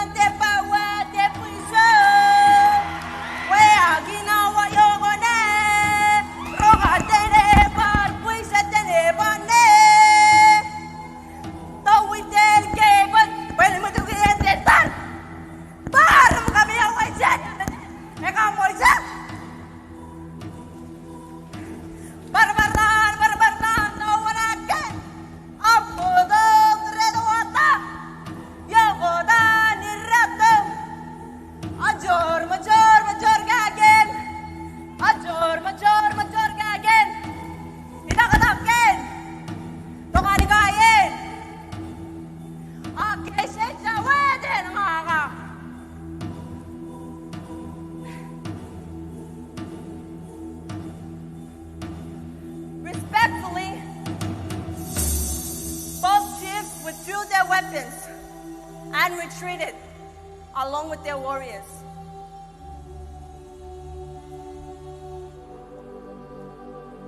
This moment in our history emphasized the respect for women, and the Irago became a symbol of authority.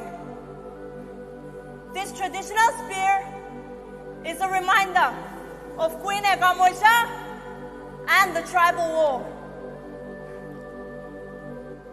The moral of the story is that the voice of a woman was heard and respected since ancient times. This special weapon is dedicated to the voices of the women of the past, the present, and the future. We are courageous. We are strong. And we are resilient. We are the women of the Pacific.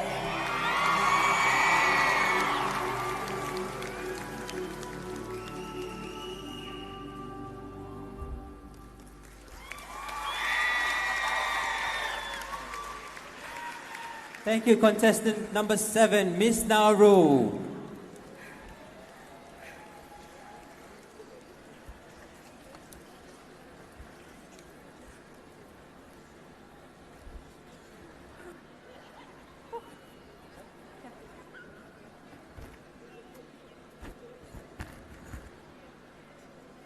We have one final contestant before we complete the talent show, the talent category, after which we will move over to the traditionally inspired attire.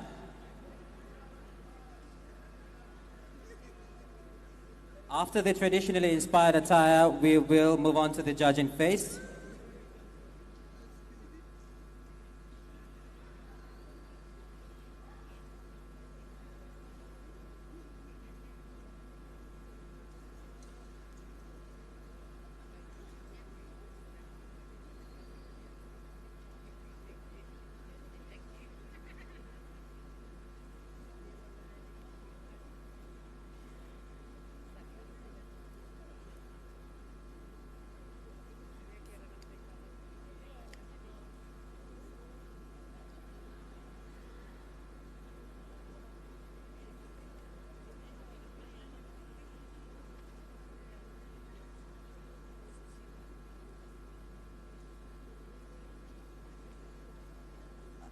We would like to first and foremost, to extend our deepest gratitude to the platinum sponsors of this show, the Solomon Islands government through the Ministries of Culture and Tourism, Women, Youth, and Children's Affairs, and Home Affairs.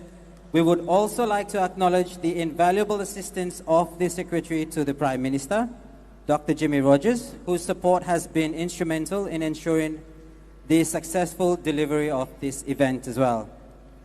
We would also like to thank our silver sponsors, Tourism Solomons and Coral Sea Resort and Casino, who have not only supported this event, but combined have generously sponsored the top prizes for tonight. We would also like to thank our bronze sponsors, Solomon Islands Ports Authority, the Bank of South Pacific, BSP, Blue Water, and Printwise. Thank you, Tomas. And to our sponsors, your contributions have played a vital role in making tonight a reality. And let's give a round of applause for our sponsors for tonight.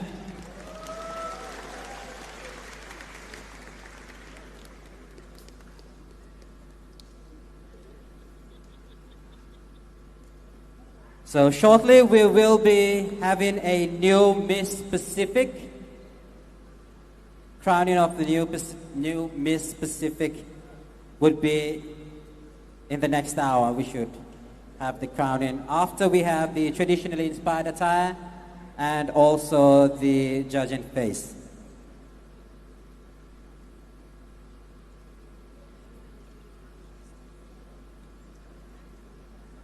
Ladies and gentlemen, our final contestant for tonight, contestant number 8, Miss Cook Islands.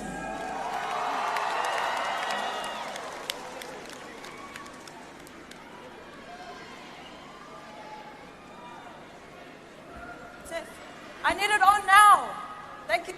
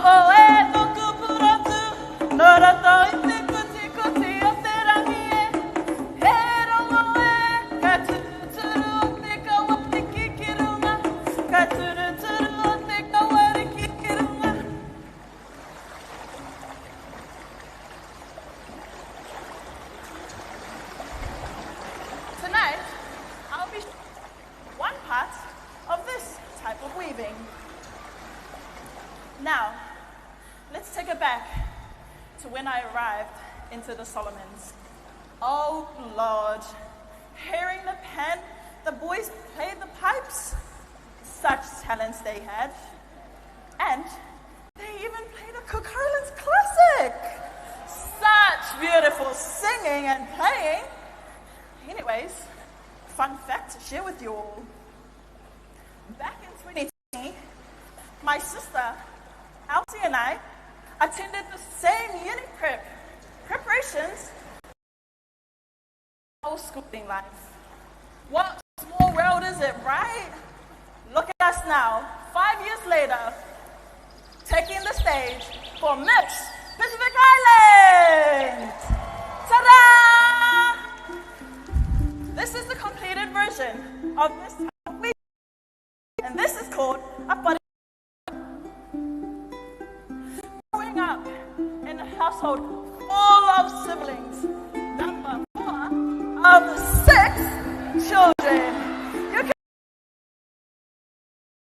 it was. our household was full of chores. From feeding the pigs. Yes, this girl fed the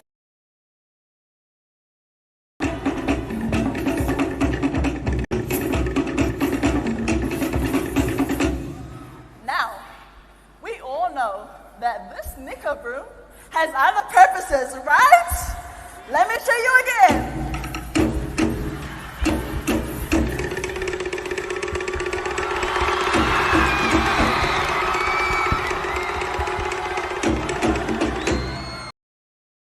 This is my shepherd. Shall not once. Amen.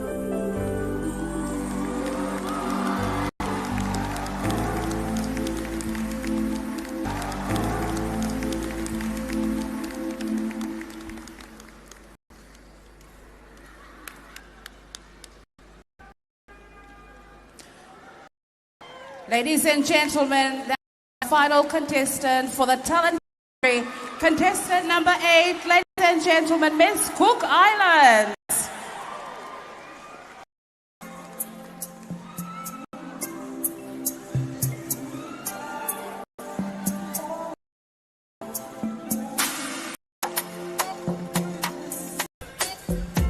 Ladies and gentlemen, take a short break. So if you're sitting down, I think this is your chance to get up. We'll be having entertainment very soon coming from one of our very talented artists. Jarboy will be taking over the stage for entertainment. So you can get up and stretch your legs a bit, or you can go and get a breath of fresh air outside if you're feeling a bit hot from inside. And then we'll be back to the heart of the categories of the Miss Pacific Islands pageant, which is the talent, the traditionally inspired attire. That's the category that's coming up next. And also the contestants, after they do, they showcase their attire, they will come back and pick their question for tonight. As soon as they are done in showcasing their traditionally inspired attire, and they will come back up on the center of the stage and pick their question, and that is the question and answer.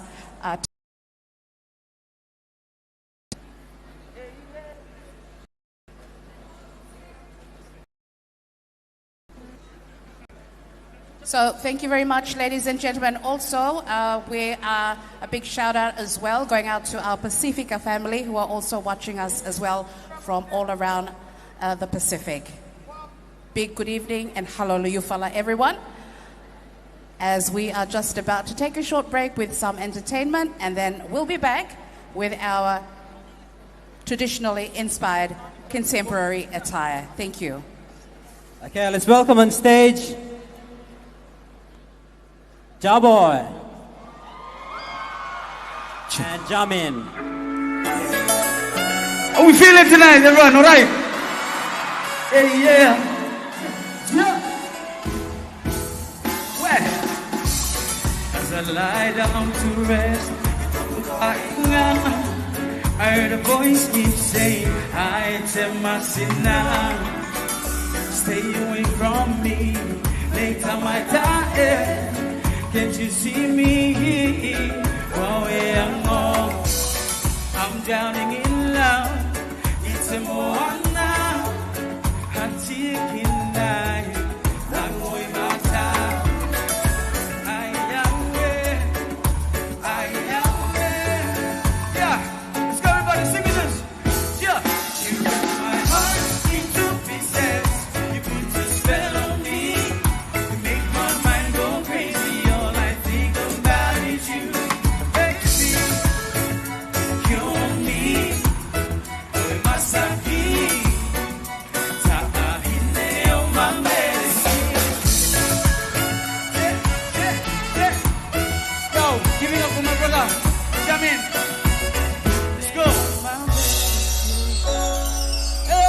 People, this song is called Gallery by Jamin.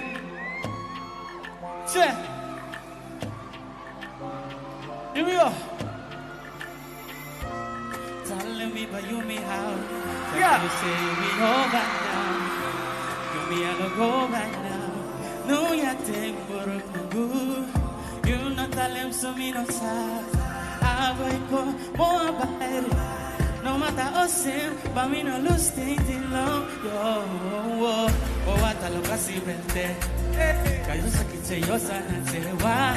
Sina no akalele. And in that se kasi melte.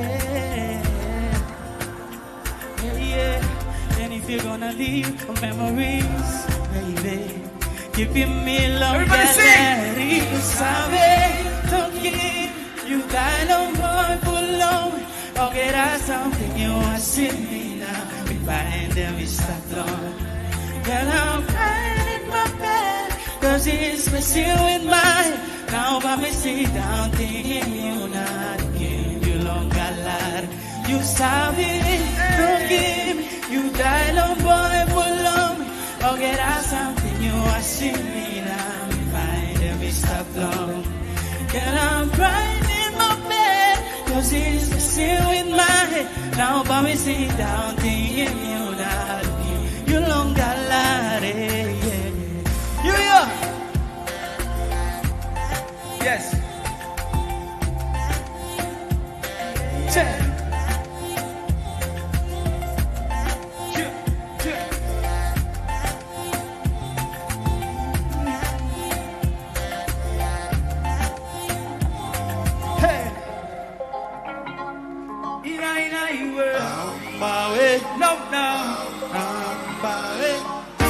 My lover, who no longer potomo, can't take us to sky. It's a look on me, my love, my lover. Down the money, sanai gotunga, si mani de toba da banaga huta, sendi kau kamangosa. Kakabuna no no parmado, back to Talugoni, back to Lolo Vigo, back to Talugoni, back to Lolo Vigo. Thank you to us.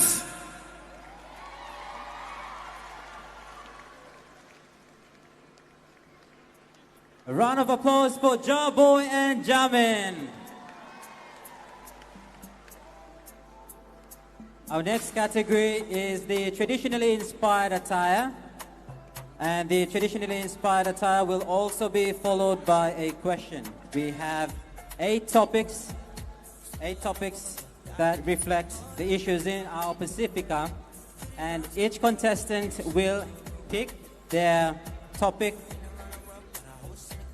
and then they will answer the topic answer their question straight after their traditionally inspired attire performance.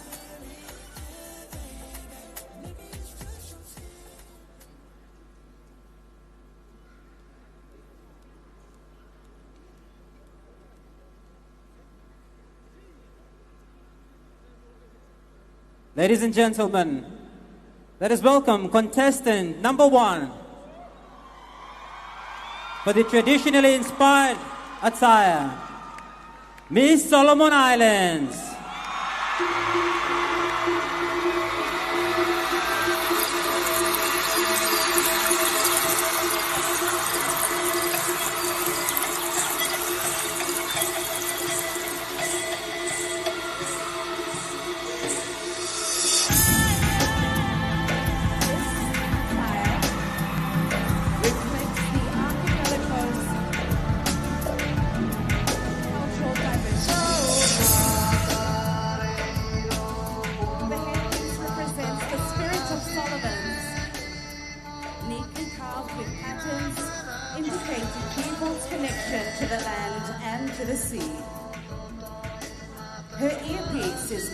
White pebbles, carved turtle shells, and neckline called cup.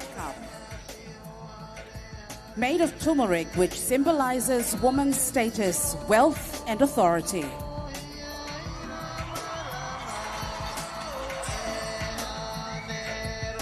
The yellow and orange colors symbolize strength, warmth, and creativity of island women.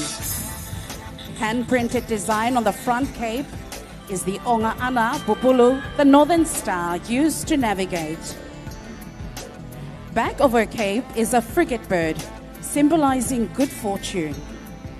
Her waist is adorned with patterns printed using tree carbon ink with limestone.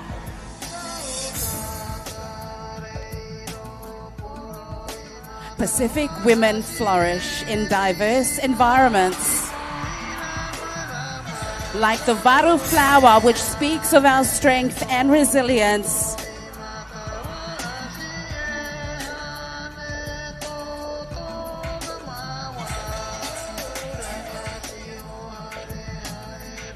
Her attire is crafted together with love and holds many stories. On her neckline, and hand-woven shell money from Malaita and temahua from Temotu, representing the heritage of Melanesia.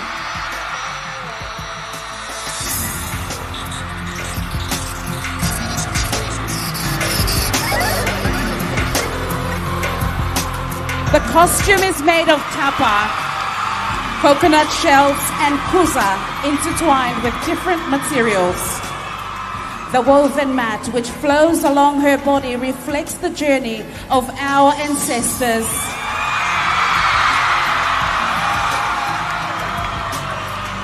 An acknowledgement to the craftsmanship of our foremothers covering the Oceania who have kept our heritage alive through art and storytelling. As Pacific women, we are leaders in adversity. In times of conflict, we are peacemakers. The red on the masterpiece is the inspiration from feather money of Eastern Solomons.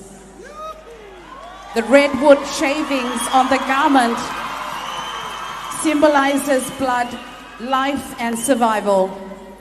It portrays confidence and leadership, the essence of Pacific women. The frock is made of tapa and cane, a tribute to victims of domestic violence. It also resembles a cage signifying barriers women face. The doors on the frock, white shells on the hemline represents purity and gateway to discover freedom, peace, and harmony. We are Solomon Islands. We are Pacifica.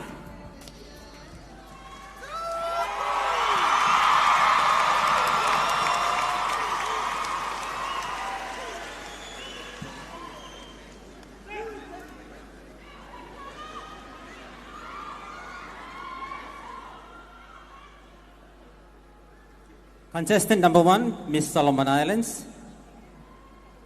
Pick a question.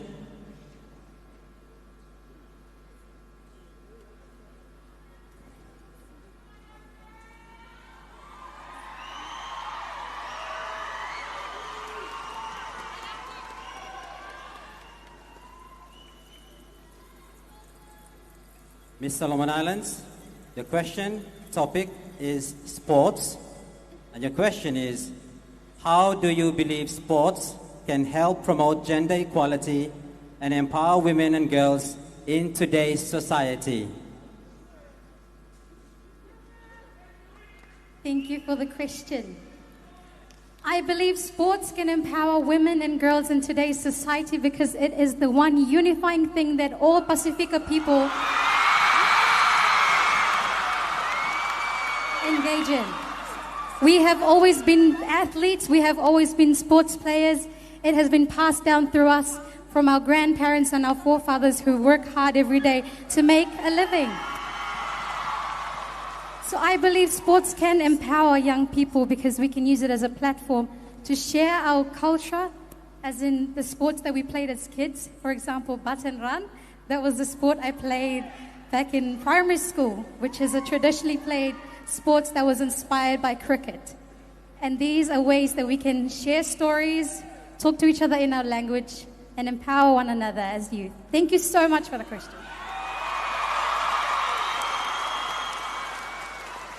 Ladies and gentlemen, there you have our contestant number 1, Miss Solomon Islands.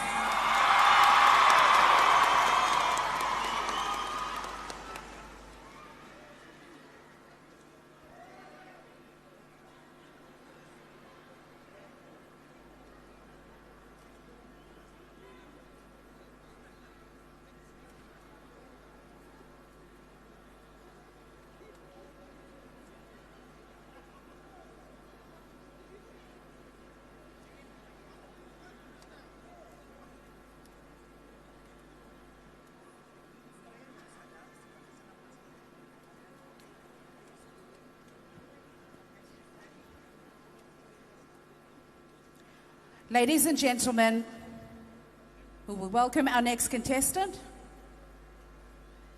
And welcome contestant number 2, Miss Samoa.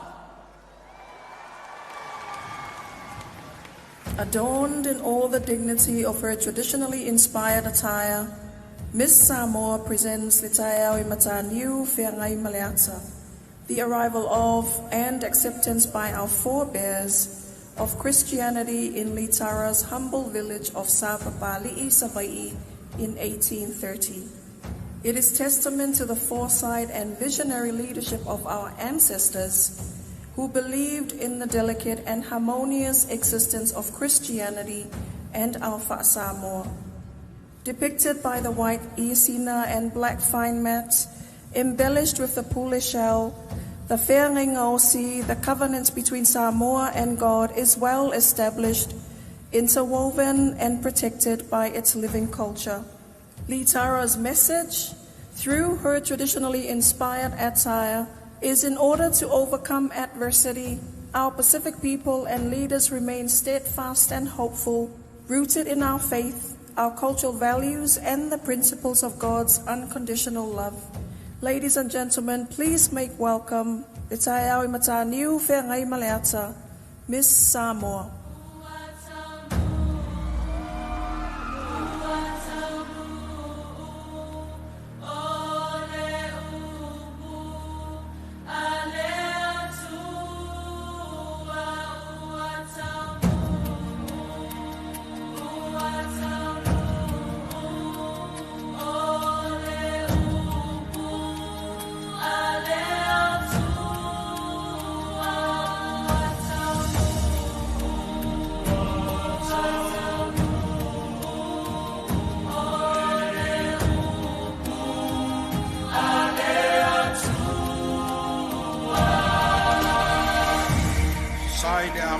Le upu, sai le tua le upu, o le tua fo'i le upu.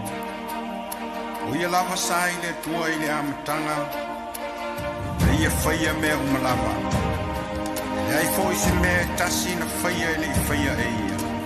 Sai a te ia le ola fo'i, o le mala malama lea o tangata.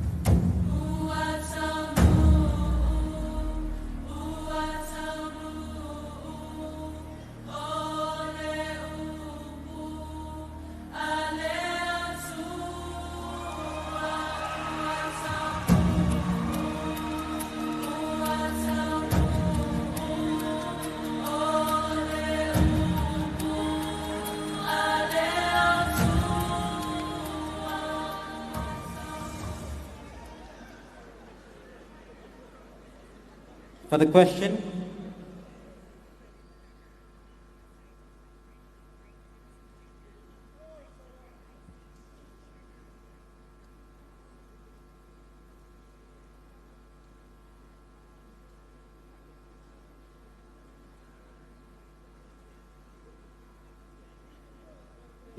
Miss Samoa, the topic is health.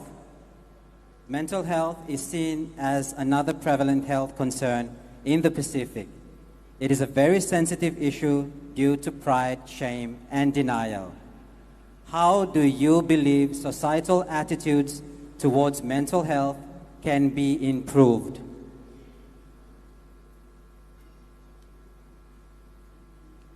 Thank you for the question. The Miss Pacific Islands platform is unique in the sense that it has a way to permeate all areas of community life. The Miss Pacific platform has an opportunity to challenge societal norms, advocate for cultural heritage, and create a new way for our young people. What I believe can help in the area of mental health within our people is working with NGOs who are doing the grassroots work, innovating new ways to look after people struggling with mental health. A lot of the time, I believe that people struggle with mental health because, one, there's either a breakdown within the family and support system, or two, there's a loss of seeing your value. And I believe that people that are doing the work, such as faith-based organizations like churches, governments that are employing people to research mental health issues and working on policies, such as Australia that is introducing a social media ban under 16, and Fiji also looking at doing the same. It requires a collective effort for us to all work together to address the issue. Lastly, I would like to say that the Miss Pacific Islands platform stands for raising your voice. This week, we have tried our best as 8 contestants, as well as our beautiful Miss Pacific, to raise awareness about issues that are important for our people. We stand for unity when we share our stories, and I believe that is the way where we can raise our voice to help our youth. Thank you very much. Thank you very much. Contestant number 2, Miss Samoa.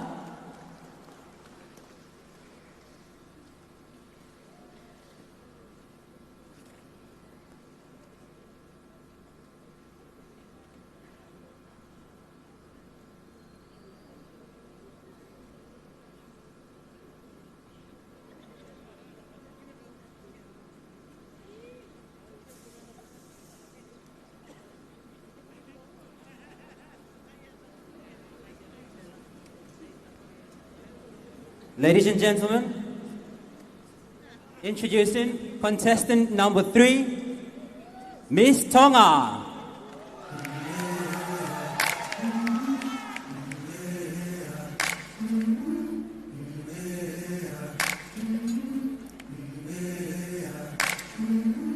I've been walking with my face turned to the sun.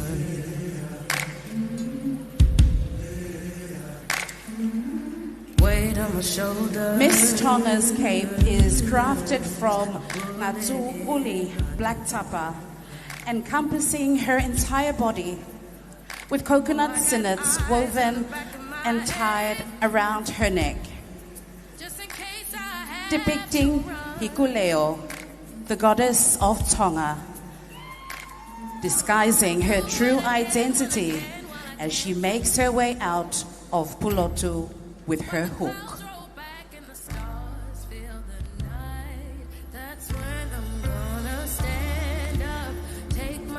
Like Hikuelo, Pacific women traverse the challenges of time with unwavering determination. The essence intertwined with the very fabric of our islands.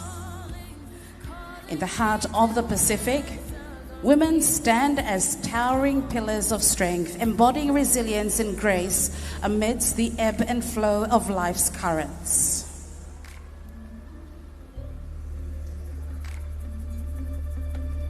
Her teki, the headpiece, features Tonga's coat of arms, symbolizing national pride and heritage. Bound by 4 strands of coconut sinnet, it represents Tonga's golden pillars of respect, humility, strong relationships, and loyalty, embodying the unity and strength of Tongan values. As she emerges from her disguise, Miss Tonga reveals with a pride and glimpse of portraying the late Queen Salote Tupou III. The top part of her ensemble is crafted from kie, a fine Tongan mat which symbolizes the late Queen's hope in preserving this traditional weaving practice and the resilience of Tongan women who still conserves this art. Her shawl features roses made from foul plant, representing the Tongan people, and like Queen Salote, Miss Tonga carries her nation with pride and grace. The final piece, inspired by the lupe, with an olive branch, represents God's peace and the promise of renewal.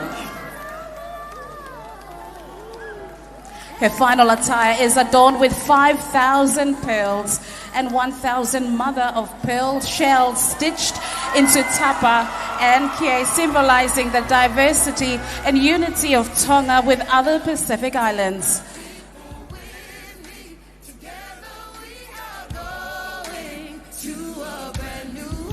The shell's resilience mirrors the strength of the Pacific people, especially in the aftermath of climate disasters. As we fight together to preserve our resources, land and heritage through unity and good leadership.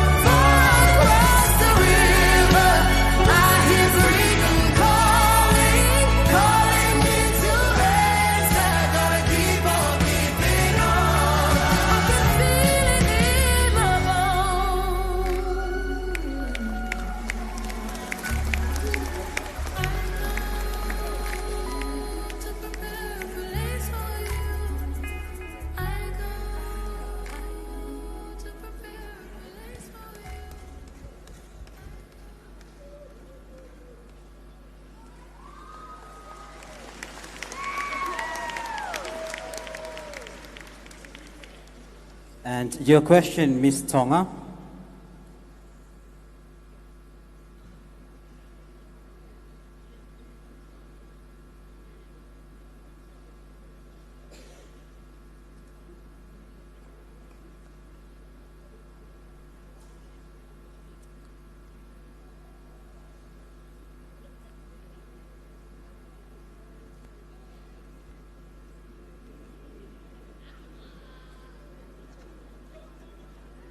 Okay. Miss Tonga, your topic is culture. Some believe that younger generations are losing interest in traditional practices. If you are to be crowned as Miss Pacific Island, how can you reignite cultural appreciation among the youth? Thank you so much for the question.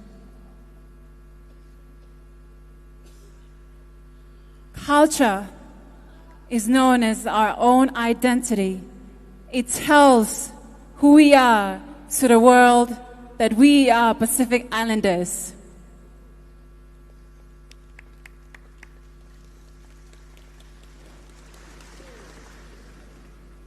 To me, I would advocate to include our youth and all the people in every communities in the Pacific and in my own country, so that they will be able to learn, to educate them, train them, invite them to all cultural events, local festivals, and most importantly, It's good to push them to cultural exchange.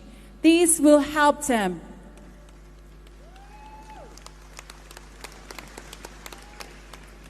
I remember being part of Genesis program back in Fiji, where they push cultural exchange, where we all come in our own cultural traditions all around the Pacific to show and exchange our cultures to Japan. So therefore, my young generations, my youth, my women, everyone here in this room, don't forget where you come from. It is who we are. As Pacifica people, we are Oceania, we are one people, and we are Moana. Thank you.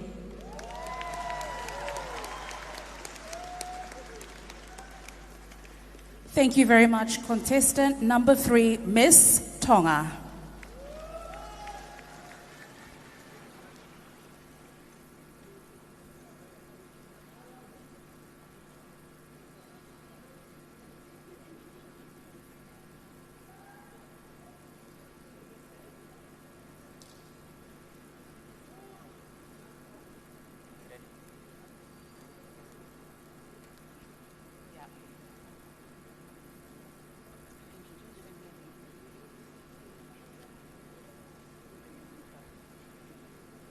Ladies and gentlemen, contestant number 4, Miss American Samoa. Let us embark on a journey this evening as Miss American Samoa presents her traditionally inspired wear depicted on the themes of leadership, adversity, and diversity. And that through ingenuity we preserve against any and all odds. A Samoan legend recalled the journey of twins as they gained the knowledge of Tatau and upon returning to their homeland were distracted by a giant clam. As they dove to see it and resurfaced, their song had changed. Tattoo men, not women. This ideology has become a staple of Samoan culture and continued practice to this day. Miss American Samoa pays homage to the symbolism of this orated tale as the most of our Pacifica cultures rely heavily on oral histories to convey our diverse practices.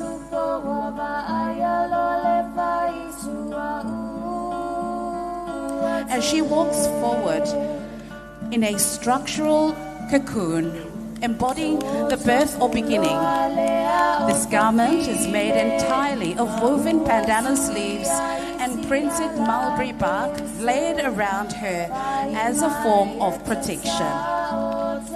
Her headpiece previews the legendary twins created entirely of palm fronds and sennet.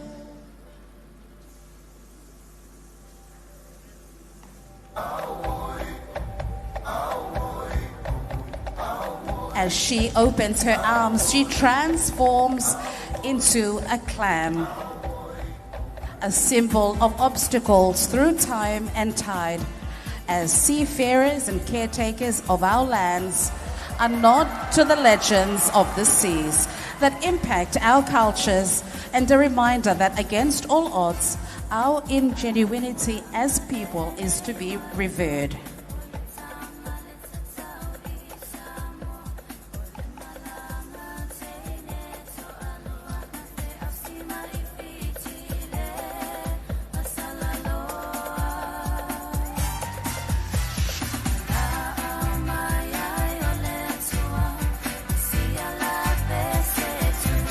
In her final look, Miss American Samoa displays a dramatically full-length gown made primarily of coconut sennet, structured with a woven corset, bodice draped in hand, beaded red lopper seeds, crested with Samoan triller feathers sustainably harvested, and mother-of-pearl species.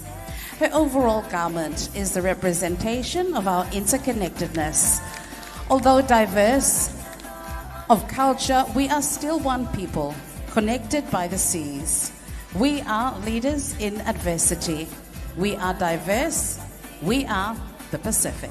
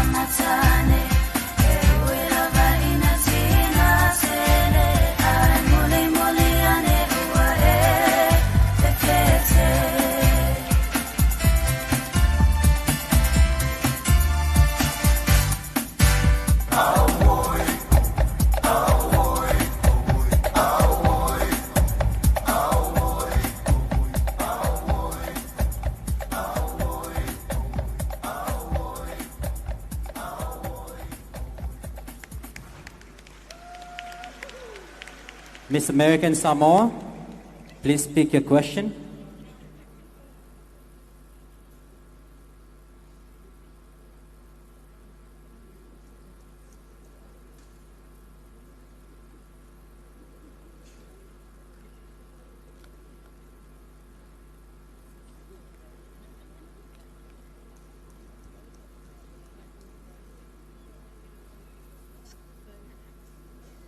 Miss American Samoa, your question topic is education. Why do you think it is important for Pacific students to study abroad, and do you think there are enough scholarship opportunities available for the Pacific people? Thank you, Colin. This might be my only chance to say this, but Solomon Islands, you have some beautiful people.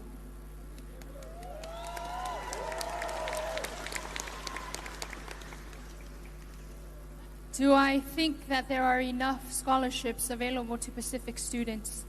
Yes, but there could also always be more. Do I think that it is important for our Pacific students to study abroad? Yes, but it is also important to foster our own in our own home countries.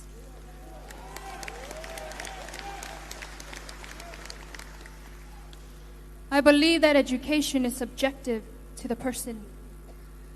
Where I'm from in American Samoa, we believe that a child's first place of education is within their families.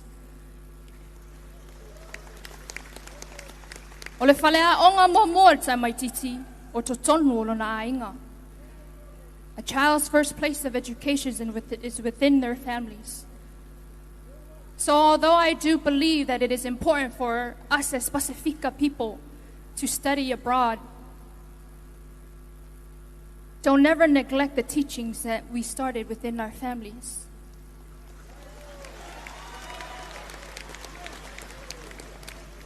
These teachings have carried me through my own adversities and has allowed for me to lead with humility, love, respect, compassion, and empathy for my people.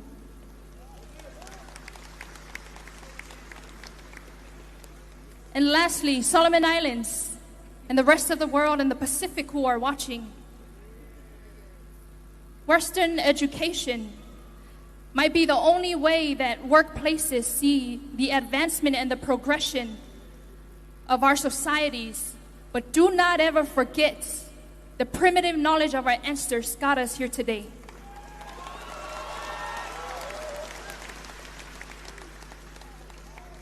Your ancestors, my ancestors, they were voyagers. We can't get anywhere these days without a GPS, without technology. Can I get an amen? Our ancestors were so wise and so smart that they used the stars. That is the greatest form of education we could ever ask for. So in summary, do I think that it is important for our Pacifica students to study abroad? Absolutely. I did too myself. But I came home, back to my soil, back to my lands, and I realized that no knowledge is greater than the primitive knowledge of our ancestors that they have left to us. Thank you. Thank you, Miss American Samoa.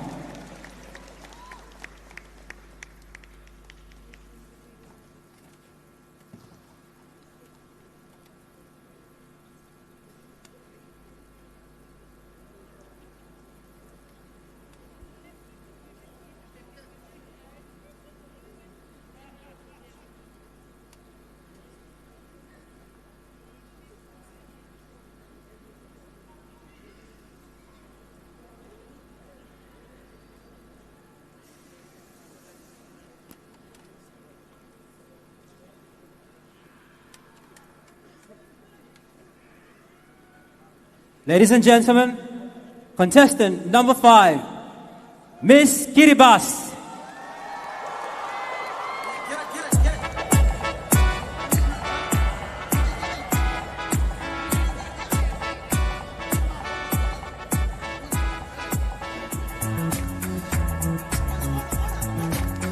Tonight, Miss Kiribati wears an ensemble that embodies the soul of our islands, our heritage, adaptability, and sacred generational ties.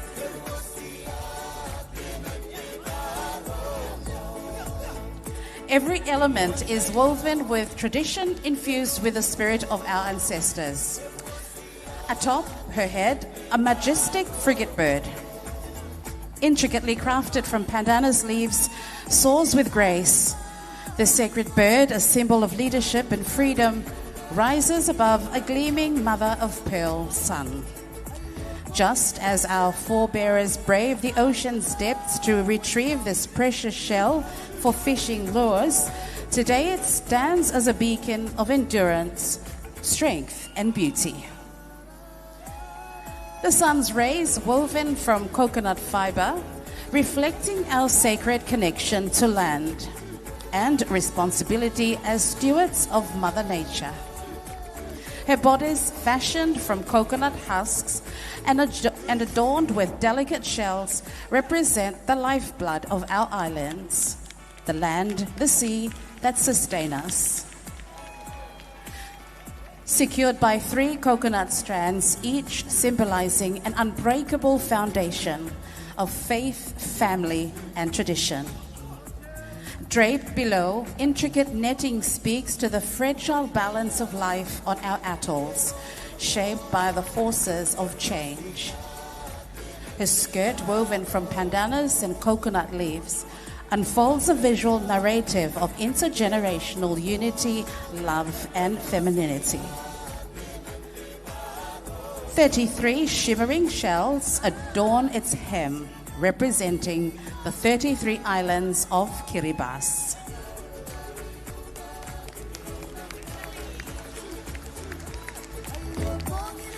A coconut string belt embellished with a mother-of-pearl flower clinches the ensemble, an emblem of strength and grace of Kiribati women. In her hand, she wields a traditional staff lined with shark teeth, a powerful symbol of fearless spirit of women, warriors within their homes, leaders in their communities, and champions on the world stage. This attire is a declaration of the time-tested Pacific women leadership that embraces diversity and rebounds gracefully after every adversity. Ladies and gentlemen, this is Kiribati. This is our Pacific, our identity. This is our legacy.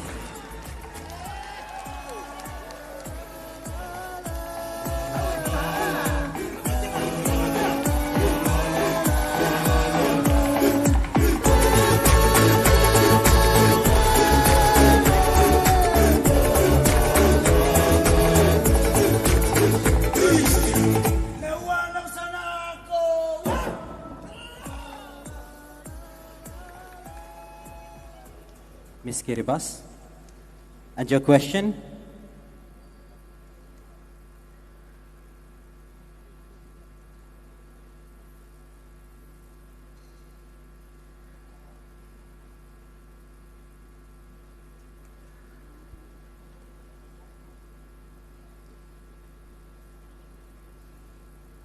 Ms. Kiribati, your topic is environment and climate change. It is often said that lack of funding is another obstacle hindering our efforts to address the impacts of climate change in the Pacific. Ms. Kiribati, do you believe that the Pacific should demonstrate greater responsibility by reducing its reliance on external funding for climate change mitigation efforts, and how?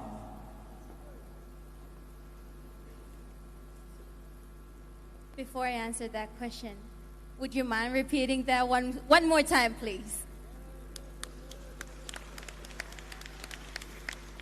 Sure. Ms. Kiribati, your topic is environment and climate change. It is often said that lack of funding is another obstacle to hindering our efforts to address the impacts of climate change in the Pacific. Do you believe that the Pacific should demonstrate greater responsibility by reducing its reliance on external funding for climate change mitigation efforts, and how?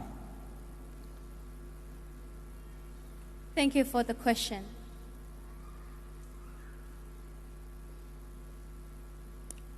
I believe that Pacific Islands should hold those who are responsible for climate change. Yes, we are resilient. Yes, we are strong. We are Pacifica. We got cultures. We got a way of life that has sustained us. But climate change, every one of us here is on the front line of climate change.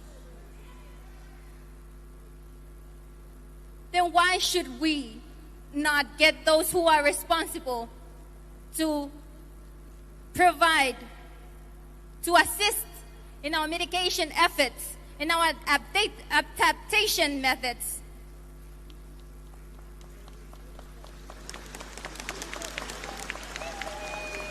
During my reign as Miss Kiribati, I was blessed to join the COP29, the Conference of Parties, where the world who signed up for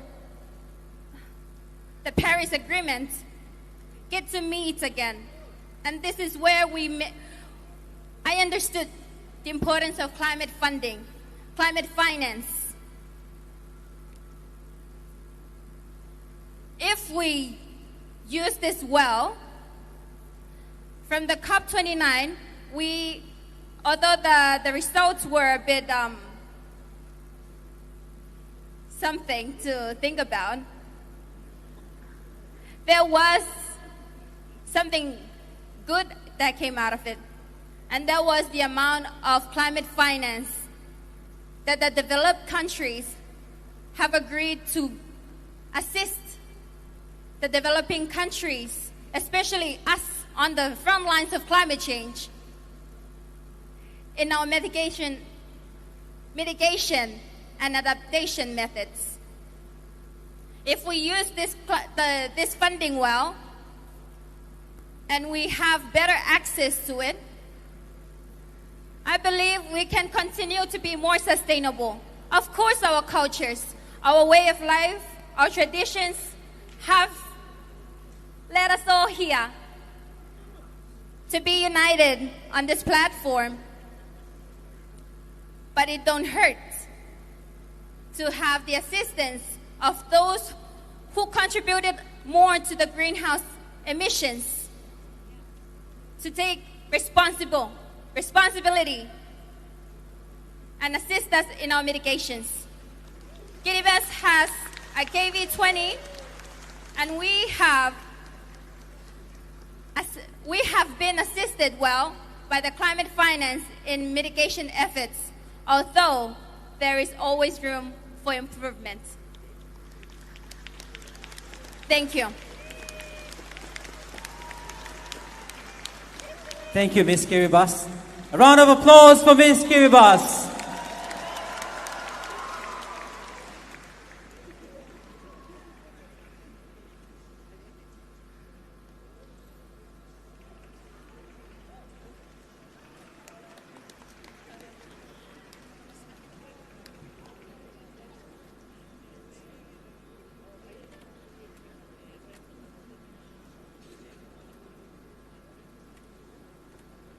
Okay, ladies and gentlemen, let's welcome contestant number 6,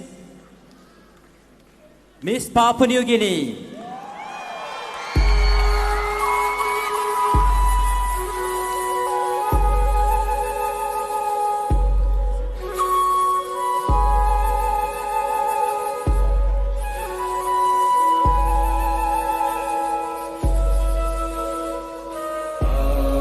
She is Papua New Guinea, a land of 1,000 tribes, united in diversity and bound by the unshakable values of family, tradition and connection.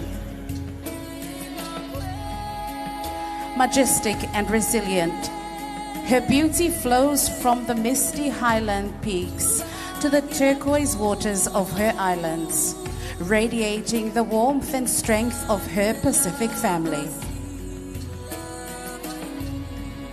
Her cape is a testament to honoring tradition, like the bilum woven by the hands of her women folks. It tells a story of resilience and connection, intricately crafted with earthly tones and adorned with coconut shells that depict the bird of paradise.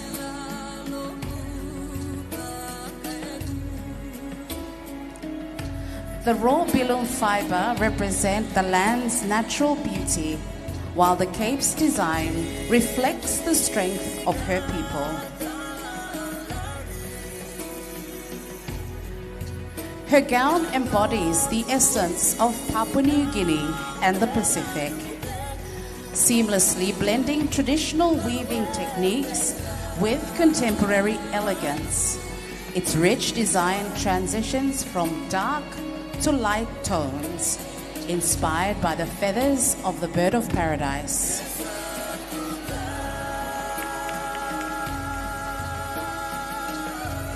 Embellished with simmering mother-of-pearl and coconut shells shaped into the iconic bird of paradise, the gown celebrates the diversity and artistry of her land. The blue of her gown represents her connection to the blue Pacific Ocean that connects her to her sisters, reaffirming the strength of the Pacific that lies in unity, respect, and shared culture and traditions. Fostering regional solidarity, crowning her is a headpiece that speaks to leadership and inclusivity.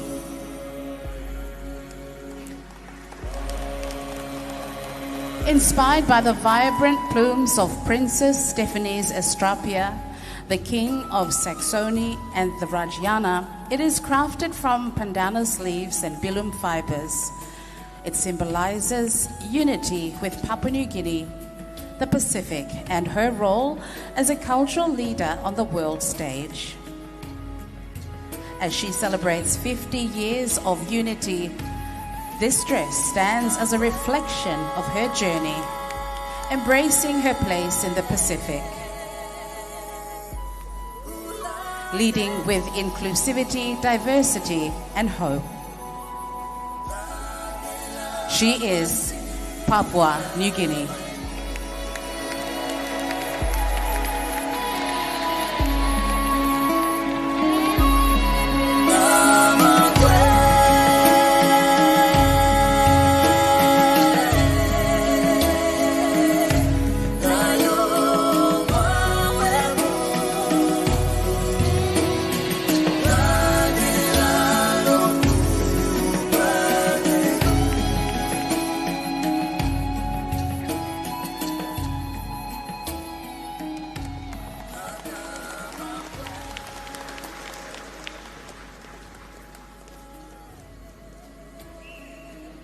Miss Papua New Guinea, your question?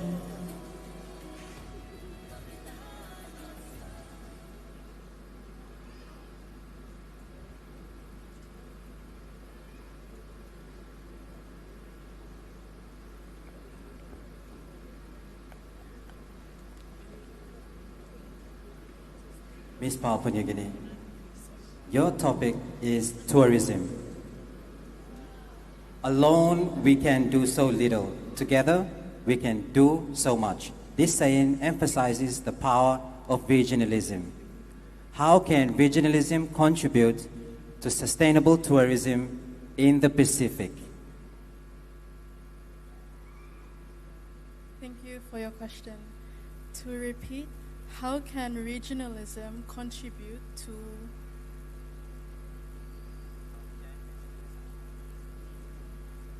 How can regionalism contribute to sustainable tourism in the Pacific? Thank you for your question.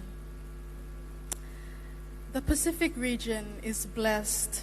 We have an abundance of culture, diversity between all our islands, from Samoa to Tonga to my country of Papua New Guinea. It is important that, as a region, we recognize the importance of sustainable tourism and the impacts it has on our people. I believe that together, our region should come together to promote sustainable tourism in order to preserve our cultures. Tourism is important. It promotes our people, our languages, our diverse cultures. But it is also important because it helps our people to understand their identity and what makes them unique in the world. That is why I believe that our people need to contribute to work together to promote sustainable tourism. Thank you.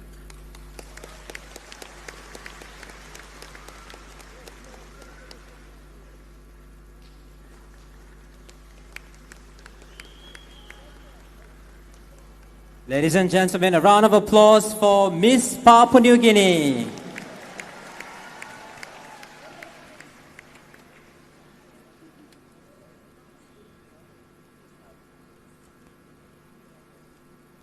Ladies and gentlemen, contestant number 7, Miss Nauru.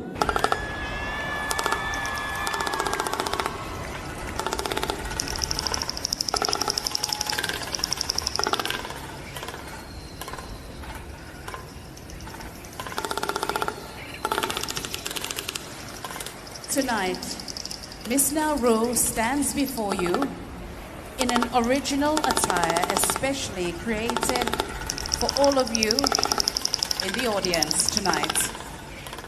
In the heart of the Pacific, on the island of Nauru, there exists a traditional dress known as the Heirloom of Resilience. This garment is more than just a beautiful creation.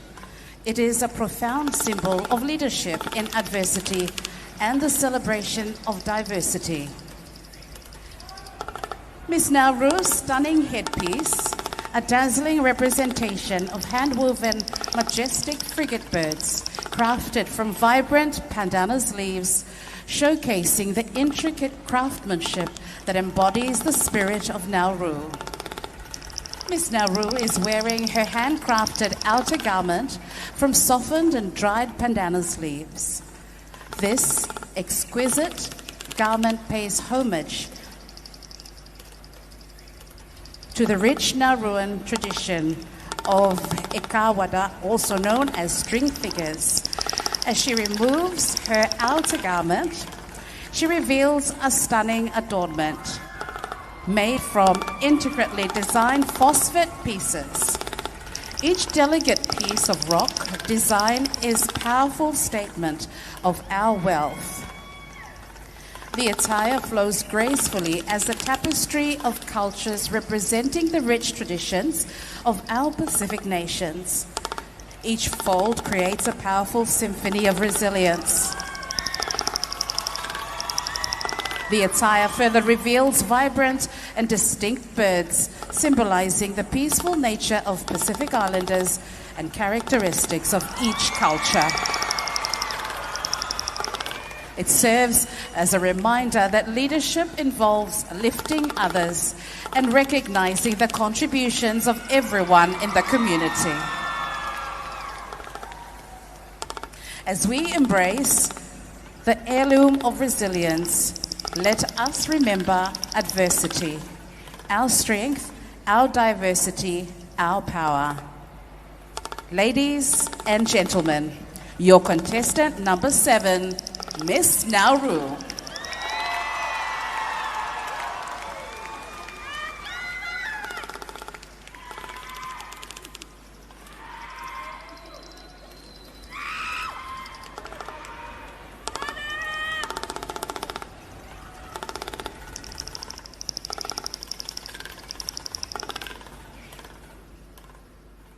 Ms. Nauru, your question?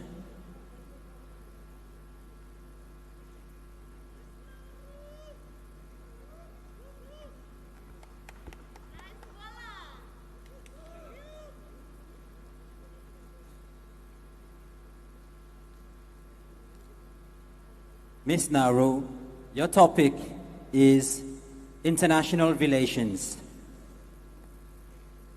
Why do you think it is important for the Pacific Island countries to have healthy international relations?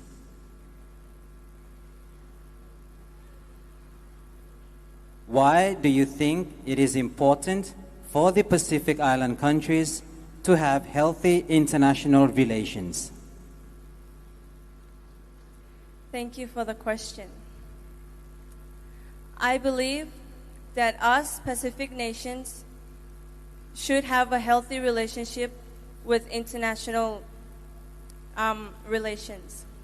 This is because although we are small, we need to work together and voice out our concerns, such as climate change, sustainable development, and economic growth. We need these bigger countries to help us because we are most impacted by climate change. Thank you.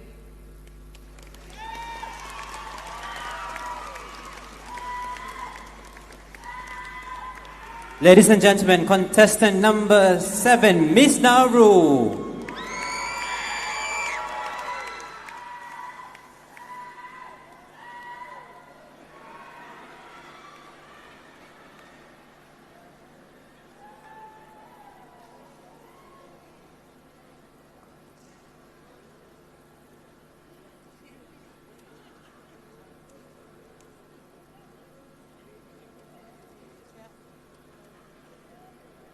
Ladies and gentlemen, our final contestant for the traditionally inspired attire, contestant number 8,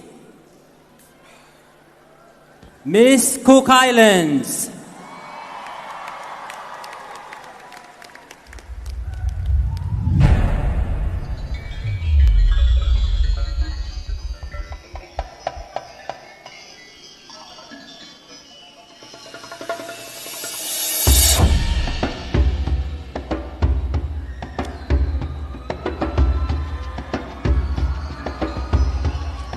Tonight, Miss Cook Islands unveils a breathtaking tribute to Akamaro Kuraanga, the sacred chiefly investiture ceremony honoring the timeless significance of the ceremonial garment.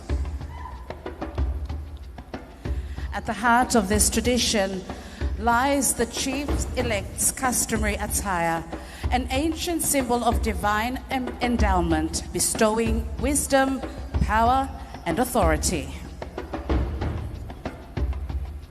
Once woven into the fabric of our identity, these traditions face obscurity with the arrival of foreign influences. But tonight, they are reborn. She showcases the essential elements of the sacred attire, drawing from the distinct traditions of tribes across Cook Islands. Korare, the spear, It is carved from the resilient tamanu or mahogany tree. This spear is a token of dominion. It commands strength and leadership. Held firm, it is the mark of a ruler. Parekatu, the crowning headdress, a towering testament to cultural pride, its sheer magnitude of proclaiming her chiefly state. The cloak of wisdom, a mantle of red feathers, enveloping her in unity and signifying the tribe's collective embrace of their new chief.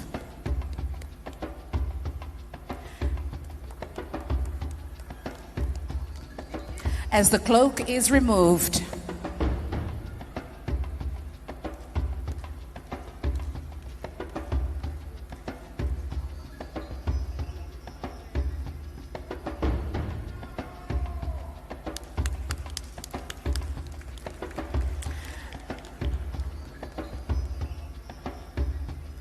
the essence of the Cook Islands emerges. The black pearl nestled among intricately carved mother of pearl.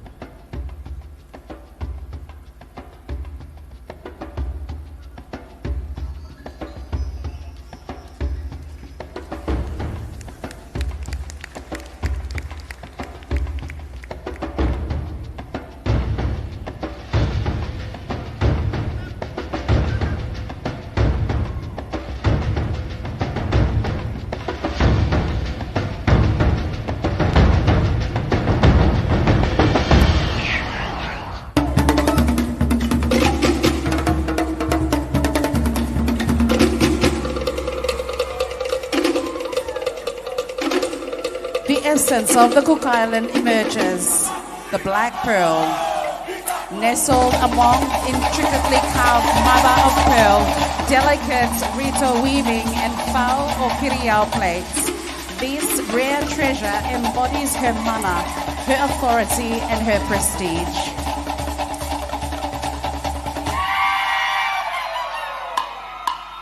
Rito shawl, a woven from the finest young coconut frond fibers, a symbol of many dedicated hands and weavers of the woman of Tonga Reva, Manihiki and Rakahanga, as a celebration of hierarchy.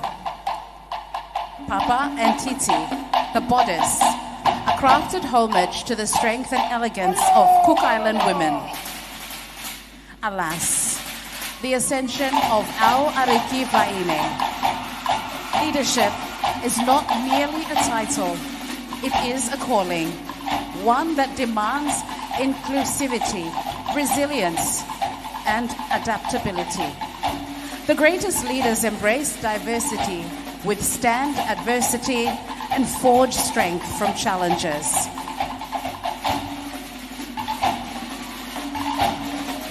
Tonight, we celebrate not just a queen, but a legacy.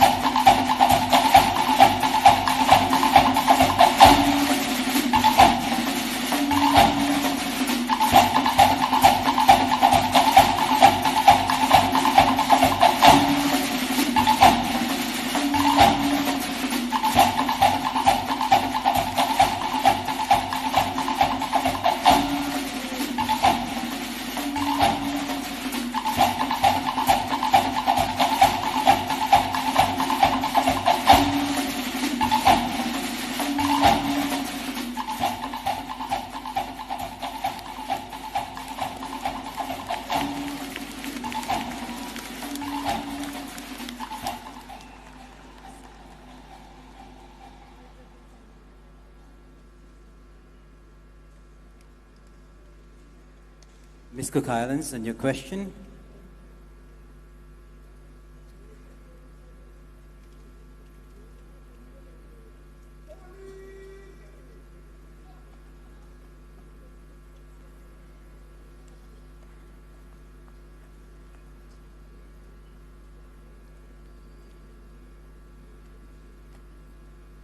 Miss Cook Islands, your topic is social economic issues.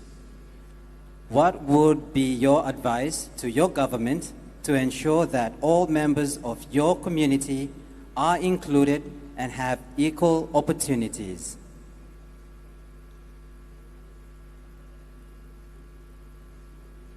Thank you for the question.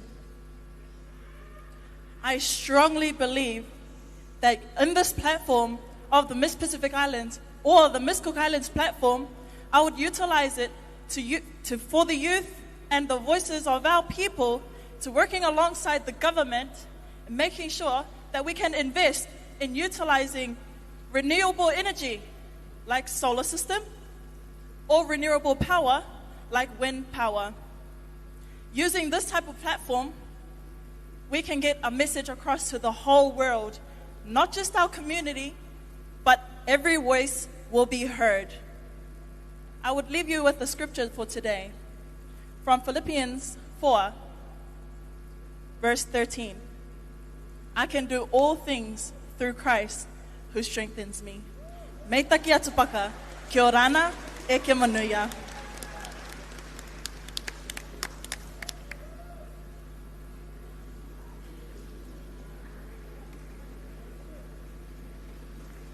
Ladies and gentlemen, contestant number 8, Miss Cook Islands.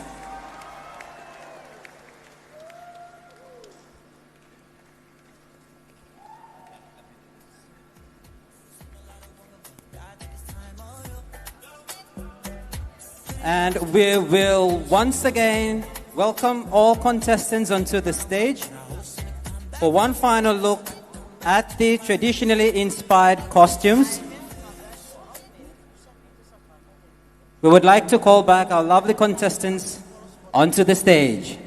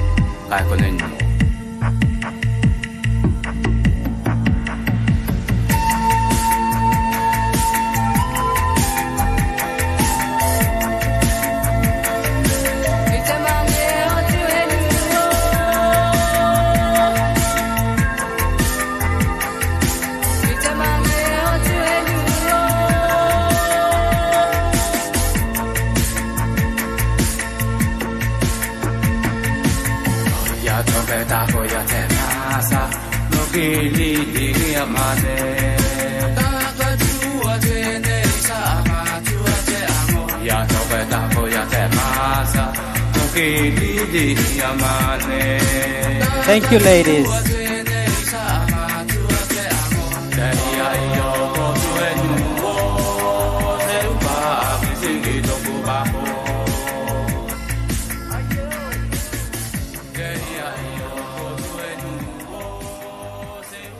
Ladies and gentlemen, and that concludes the traditionally inspired attire and interview categories for tonight.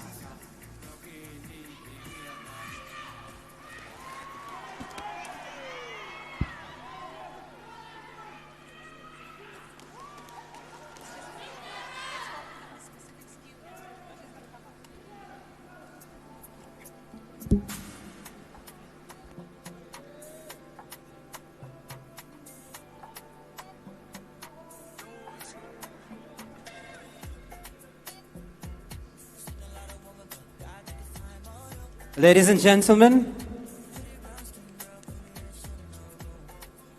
after a year of carrying the title of Miss Pacific Islands with grace and humility, our reigning Miss Pacific Islands, Moe Moana, will tonight conclude her reign and pass on the crown to our new or the next Miss Pacific Islands.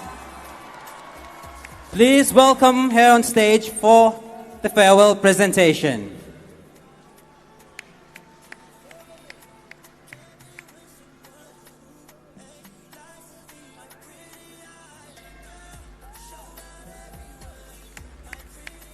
Hello, talofa, kia orana, Malo elele, eka moiramo, Maori, and all the warmest Pacific greetings. Glory to God for the blessings bestowed upon us to be here together to unite and to celebrate our Pacific cultures. This is a very special moment for all of us, and especially myself.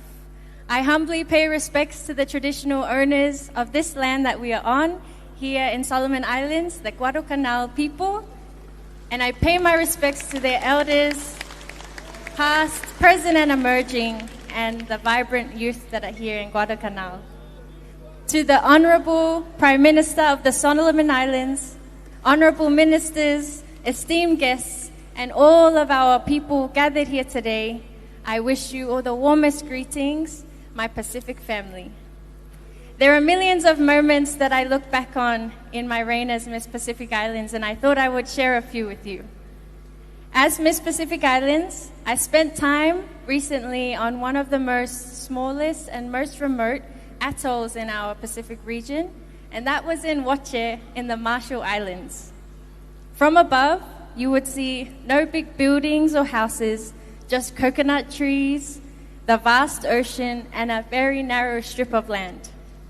When we arrived, the whole entire island, they made a long line, and as custom goes, when greeting each and every one of them, they either gifted me a flower that they made themselves or a flower that they took from their hair and gave to me. They gave everything they had so willingly, with no hesitation. The irony was I only owned one flower like this prior to this day, one that I brought at the Festival of Pacific Arts in Hawaii, and I treasured it. But that day, I found myself in the land infamous for their Wache roses, made from only coconut leaf and wire. Copper wire that was dug up from the remnants of the war, when Wache was used as a military sea base. I received over 100 Wache roses that day, a mountain of beautifully and intricately made flowers that are just made from our very land.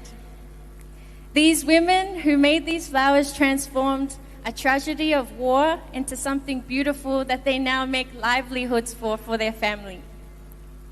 In Kiribati, prior to my landing, they said that there was a long drought.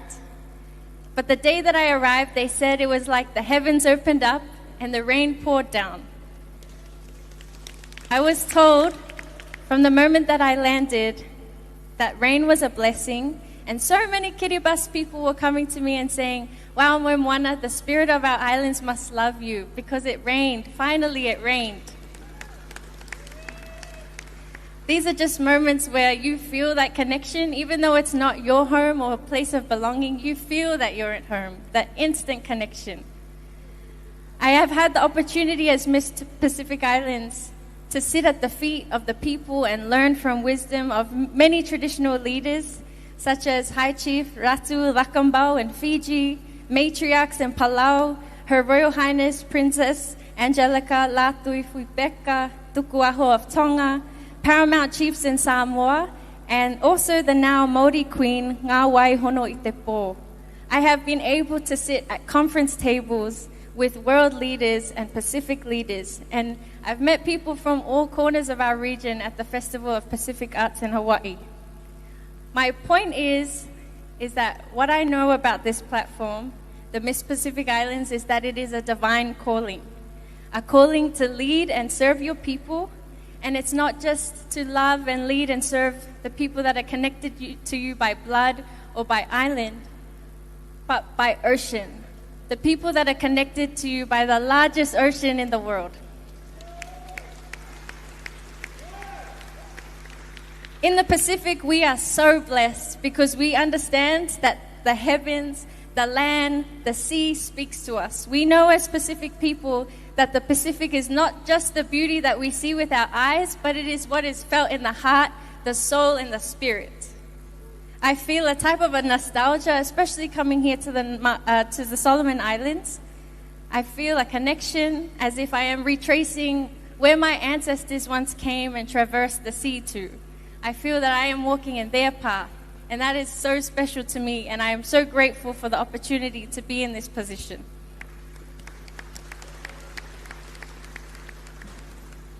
Somehow I know that this crown was one of the places that my ancestors guided me to. And I urge you all here, one soul water, Moana Pacifica, no matter how restless the world may become, never lose the essence of who we are. Stay united, stick together. We need more events like this, like Pacific Games, like Pacific Forums and Miss Pacific Islands Pageant, for us to have the opportunity to learn from one another so that we can have the opportunity to build and reach our full potential. Tonight is about sharing everything, all the beauty, inner beauty, outer beauty that makes us Pacific people. It's about uplifting our Pacific women, uplifting our environment, our land, sea, and skies, and our stories. I have seen many parts of the Pacific that sometimes to other people would be hopeless. However, there is too much good in our region. There is too much resilience to ever lose hope. The future of the Pacific also does not rest on one person, leader or messiah, with a great vision to show us the way. It requires the evolution of all of us, of a new collective vision. It is about embracing the interconnectedness of our cultures so that we can change the course of history, so that we can build a better Pacifica. We should face the future with this light and this vision. And when world leaders in the West disregard our call for action on climate change or sovereignty or getting our land back, we must not squander our energy by losing hope. The old sometimes has to fall apart so that things can fall into place. Instead, we should keep standing for our ways, our Pacific ways, our values, our morals, our traditions. The traditions of freedom, justice, love, and service to one another. Because it is when we achieve this through the power of being together that we can unite and not be controlled by the segregation that we have from one another by ocean, because our oceans are our pathways to each other. Maybe when we see, remember, and awaken to who we truly are, Pacific Islanders can move to the collective vision from just surviving to thriving. It's then that we can emerge into our true nature and fully access our capacity as Pacific people to love, to serve, and to take care of each other and the earth. Thank you to my loving, humble, and supportive parents, Mary Jane and Fred Schwenke, my backbone for everything, as well as my siblings, my grandmas, aunties, uncles, and all of the people that became like family to me in this journey. There are hundreds of people to name, but I just want you to know that I am so grateful. Thank you to the government of Samoa and to all the governments in the Pacific for always welcoming me with open arms. Thank you to the visionary and creative people a part of my team, specifically the lead media, Aaron, for capturing all of the videos throughout my reign as Miss Pacific. Thank you to the businesses and the artists and the youth that continue to uplift me throughout my reign. I wish my sisters, our women warriors and cultural custodians all the best for this pageant. They have made me so proud throughout the 1 week together, and I'm going to miss them dearly. And lastly, my performance today, I'll be joined by DC Reformist, also known as Dreamcast Studios. They are from Honiara, Solomon Islands, and I was only introduced to them last night, and we were able to bring something together to really showcase the brilliance and creativity that is here in the Solomon Islands. To all of our youth tuning in, you are worth every effort, every opportunity, and beyond this title, I will continue to advocate and fight for you. I love you all. Soifua ma'ia manuia.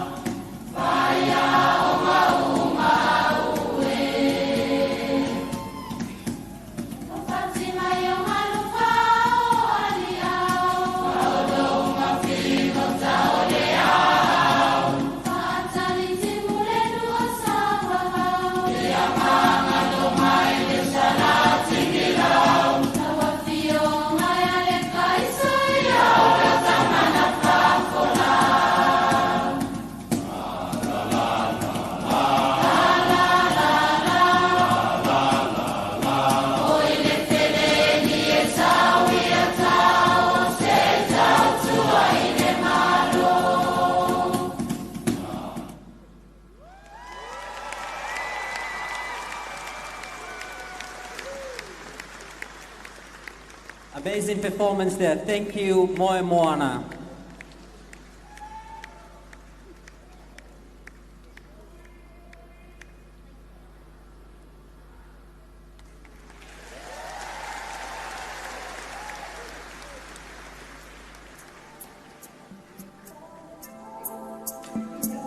Ladies and gentlemen, up next is the presentation of special awards and the main prizes. Now we would like to invite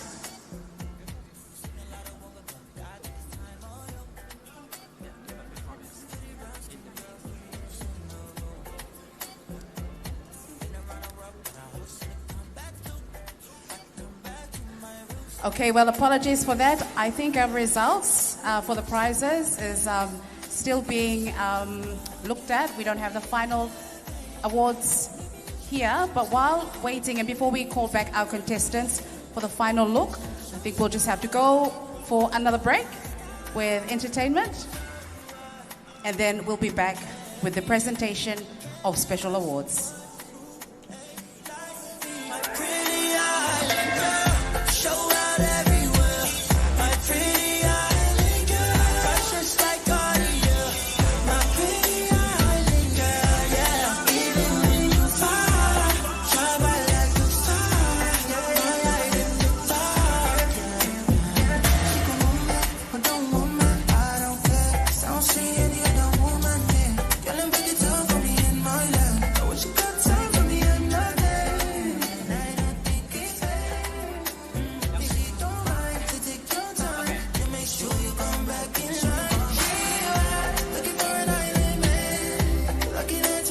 Okay, ladies and gentlemen, while waiting for our judges and our scrutineers to compile our results and the winners for tonight, we have some entertainment for you.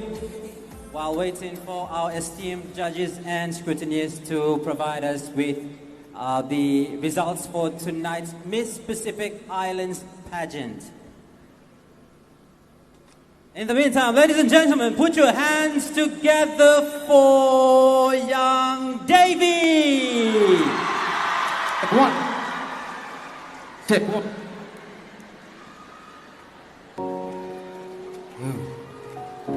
Yeah, you in this.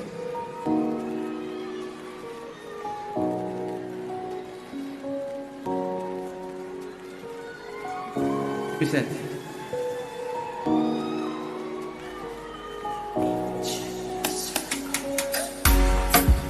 You made me sad, you made me smooth one time. 3 years lost in you, yes, this could be a new family blessed, people wrong is savage,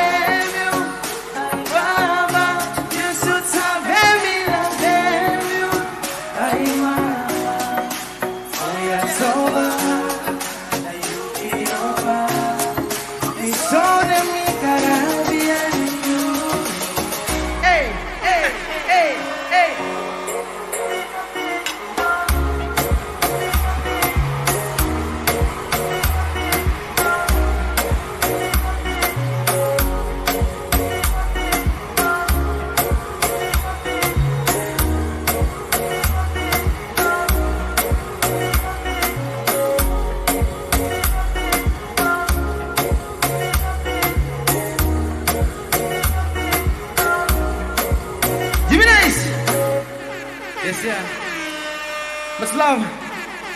Here we go, DJ. Tonight it's all about happiness.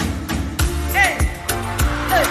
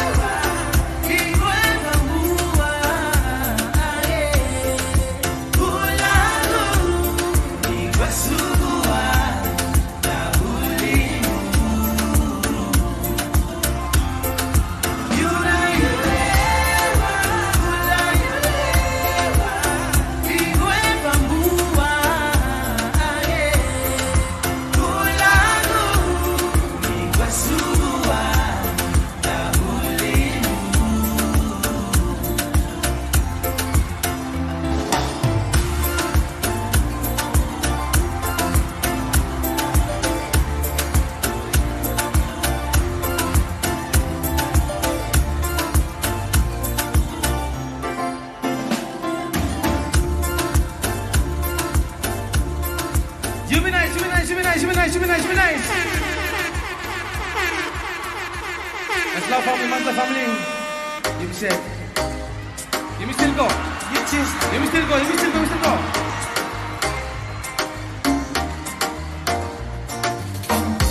How now about me, okay? When your ex still calling you. Me say how now about me, okay? I'm still like I'm you. If you think twice, baby, come telling me. Don't spoil me. Let me be like me. Baby, make it one mind. Baby, make it one mind. Choosing me, onara one year. Anyone that do say okay. Bye bye. Killing yourself, don't give up. Why oh baby? Anyone that do say okay. Why oh baby?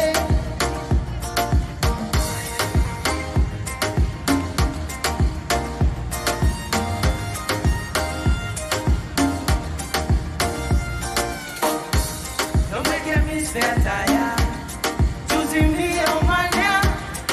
It's me or him. You and him or me and you. You not sabe. Choose some ramande. Why he fucking no sago. So baby make it one mind. Baby make it one mind. Choosing me. Anyone that chooses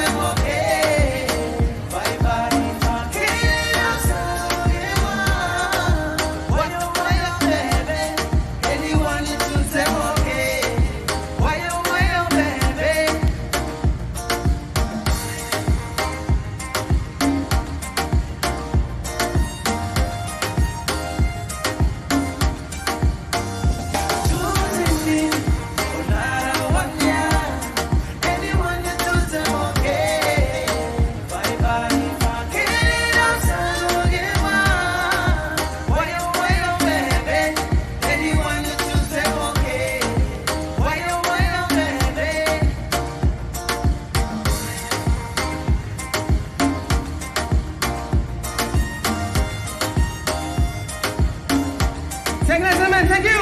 Much love.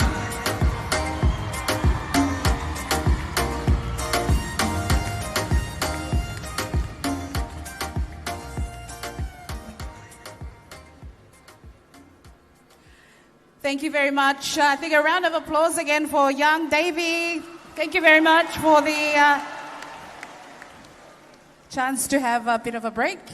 But now we'll get back to the serious part of the program, and I know it is the moment we have all been waiting for. And we still don't have the results. I'm just as eager as you for the results, but we will be having our presentation for the awards very, very soon. That's the special awards and the main prizes. And so we take this.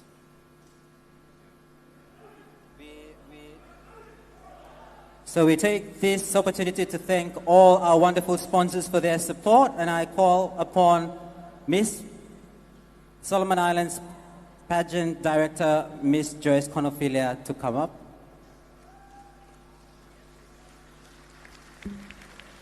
Good evening, everyone. You fella happy? Okay, good one. Thank you, Solomon Islands, for this warm hospitality to our friends from all the way from the Pacific.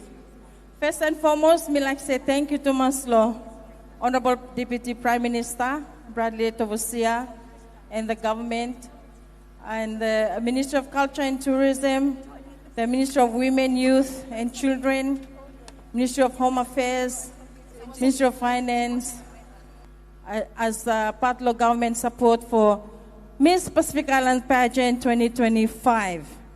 Let's give a big hand for Government Blayumi. Thank you for believing in the empowerment of our women, not just in the Solomon Islands, but in the Pacific as a whole. Also, me like thanking to the silver sponsors Blayumi, Korosi Resort and Casino, Tourism Solomon Islands, Bank of South Pacific, Printwise, Paranga Designs, Blue Water, Solomon Power, our Telecom. You may thank him every supporters blame me where the supporting me fala come all throughout the journey, where me fala come through him no easy. And for this size of an event is really not an easy thing for us to do.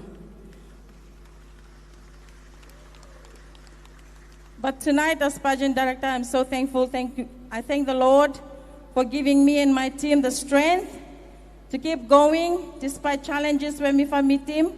Tonight, if I everyone witness him, the success of the pageant tonight, and also throughout the region, and to all the 20 countries that this fella pageant and live broadcasted to.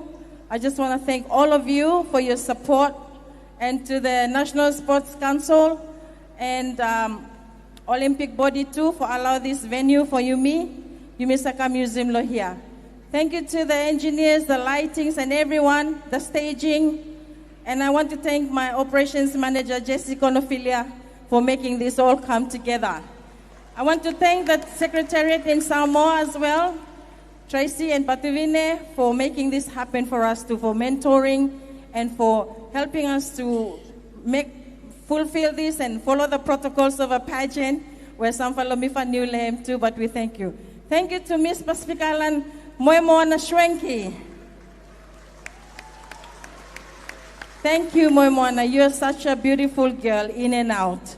We love you and we respect you, and we wish you all the best in your endeavors. And to the new girl we're back come up, we pray that you will be just as good and valuable to our women in the Pacific. So thank you one and all, and may God bless you.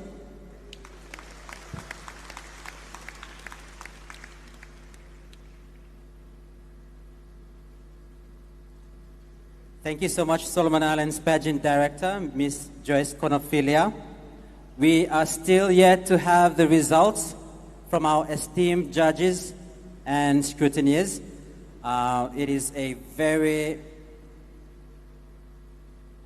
structured process, so we will have to wait just a bit, and then we will know the results shortly.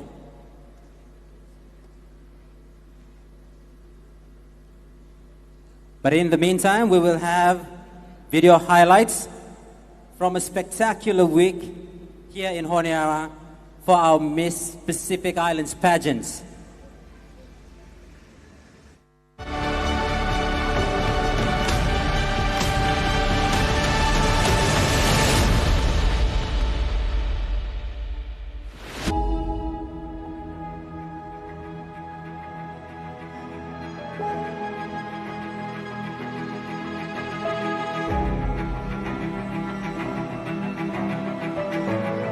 My time here in the Solomon Islands has truly been amazing. This place has truly lived up to its name as the Happy Isles. I feel very grateful and deeply blessed to be representing my country here and meeting my contestant sisters.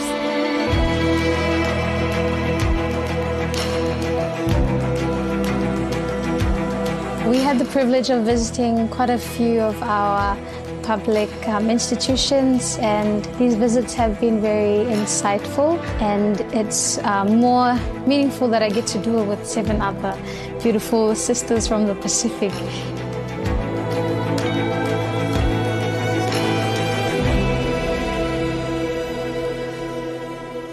Hello, Olketa. My name is Elsie Polosavai. I am contestant number 1, your Miss Solomon Islands. Talofa lava. My name is Nitzar Lomalelani Yermia Allen. I am your contestant number 2, and I hail from the beautiful islands of Samoa. Hello, Yufala everyone. Mahalo Lele, and a warm Pacific greetings to you all. My name is Rachel Angelica Omanakakapu Kutenbell, and I am your contestant number 3, proudly representing the Kingdom of Tonga. Talo falava, my name is Pollyanna, angel from heaven, Felice Vitale, your reigning Miss American Samoa and your contestant number 4. Kamnabineni Maori, everybody. My name is Kimberly, and I'm your Miss Kiribati and also your contestant number 5. Hello, Olgeta Nagutla Abinon. My name is Meha Sola, your Miss Papua New Guinea 2025. Ekamawi Ramo Yakamime Mac, and the warmest Pacific greetings to you all. My name is Charlotte Andriana Deye, and I'm proud and privileged to represent my pleasant island, Nauero. I am your contestant lucky number 7. Kia orana. My name is Ngataperu Marie Maoti, and I am Miss Cook Islands, your contestant number 8.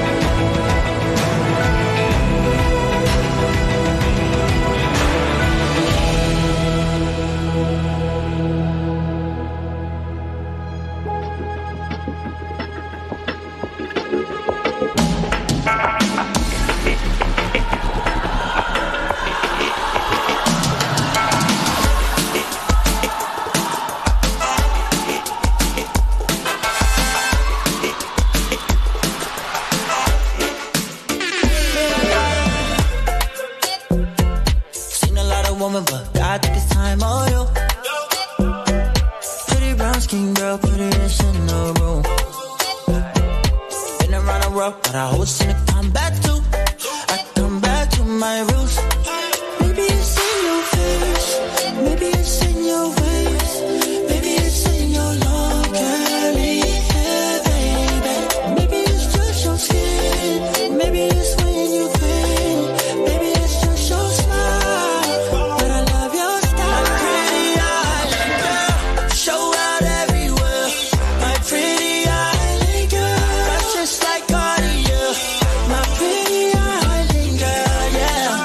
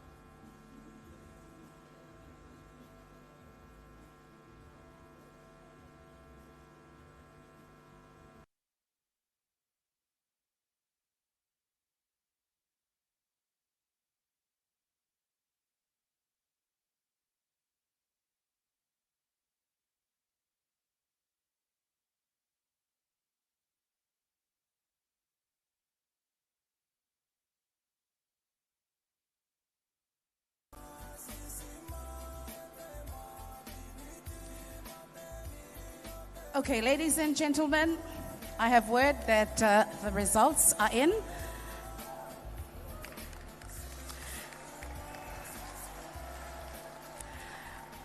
So very soon we'll have the presentation of the special awards and the main prizes. But for now, I wish to invite our beautiful 8 contestants back on stage. Ladies and gentlemen, please give them a round of applause.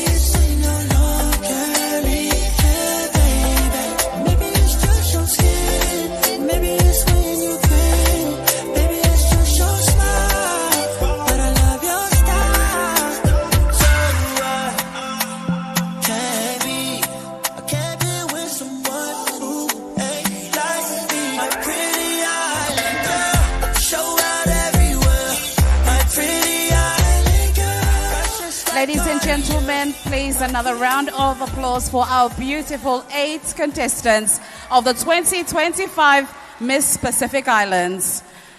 And now just before we go to our special awards, we've got another a set of gifts that will be given to all our beautiful contestants for this year as host country. So we've got special gifts that will be given to each of these 8 contestants. This is on behalf of the government and people of Solomon Islands to all the contestants. So I would like to invite the acting Prime Minister to the stage and also the Minister for Tourism to please make your way up to the stage as these gifts will be given to our lovely contestants before we move to our special awards and the results of tonight.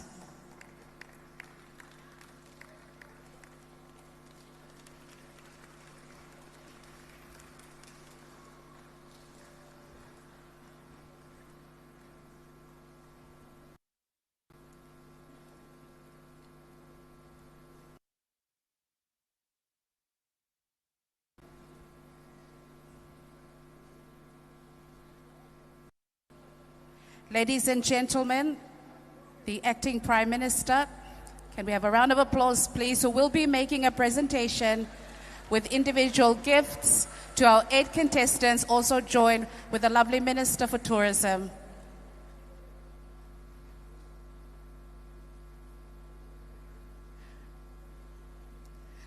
So the gifts, I think, are at the back. There are some helpers that will be passing over the gifts to be presented. And we will start from contestant number 1.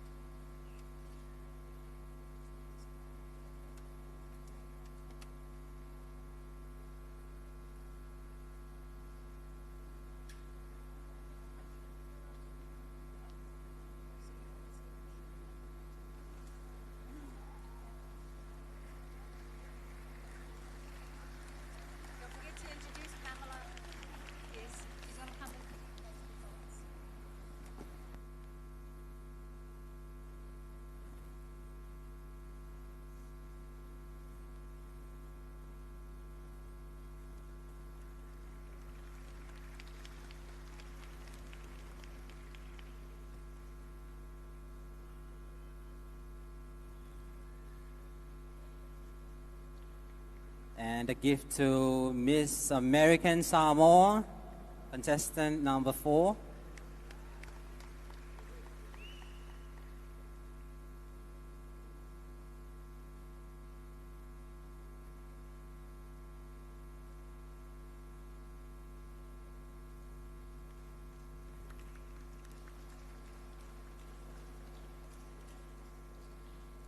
And a gift to contestant number 5, Miss Kiribati.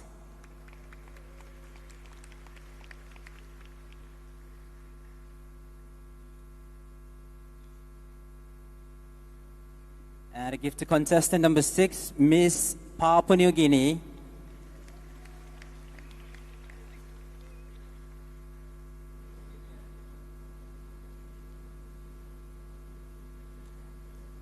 Contestant number 7, Miss Nauru.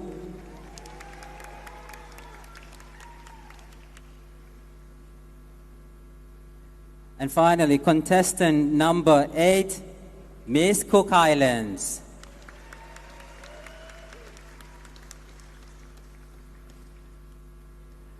Thank you so much.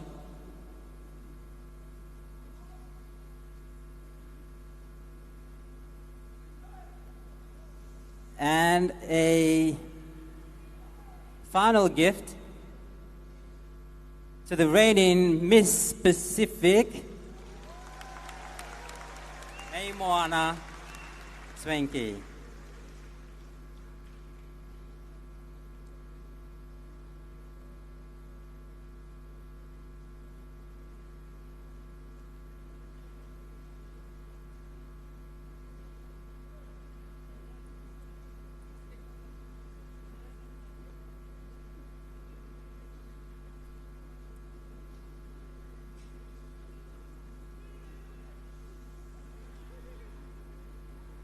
Ladies and gentlemen, a round of applause. Thank you so much, Honorable Acting Prime Minister.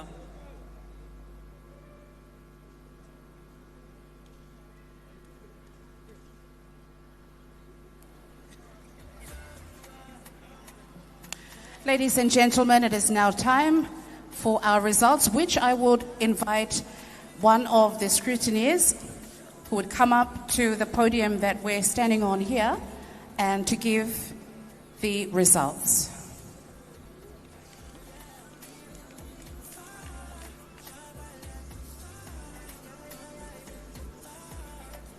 So just to witness that the results from the scrutineer, thank you very much, Pamela, and I've got the results here. And a big thank you to our scrutineers. Thank you, Pamela and your team. And to our esteemed judges and scrutineers for the hard work tonight. We thank you so much for your commitment to making sure that our Miss Pacific pageant tonight is the clear winner. Ladies and gentlemen, we will proceed.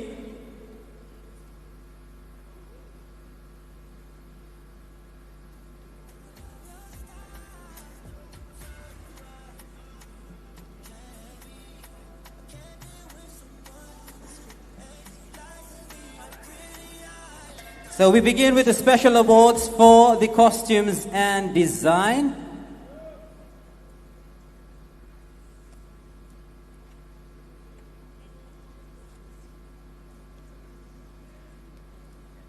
So before we will present the flowers to all our contestants, I will call upon May Moana,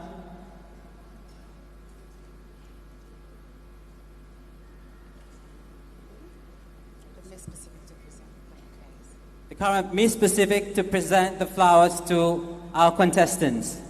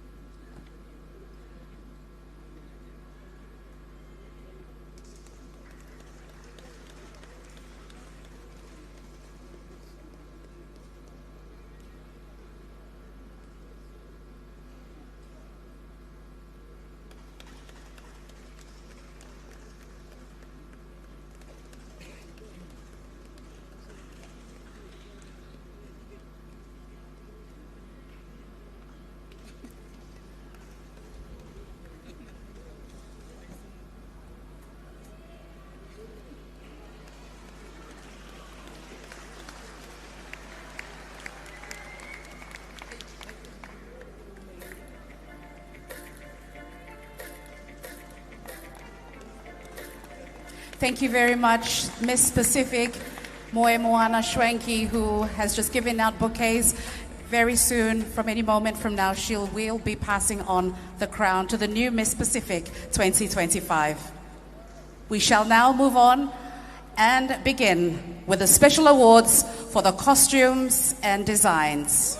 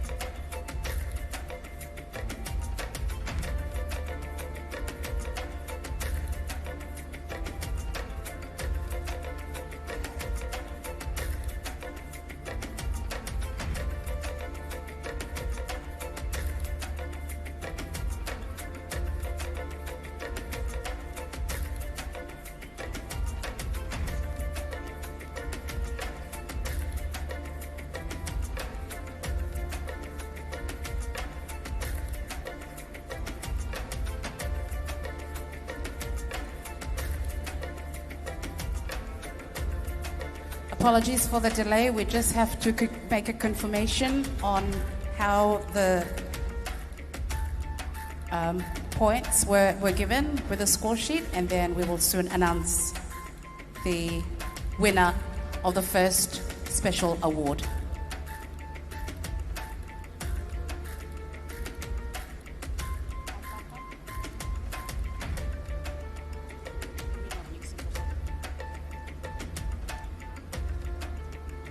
So we have decided to call upon our scrutineer again, Ms. Pamela.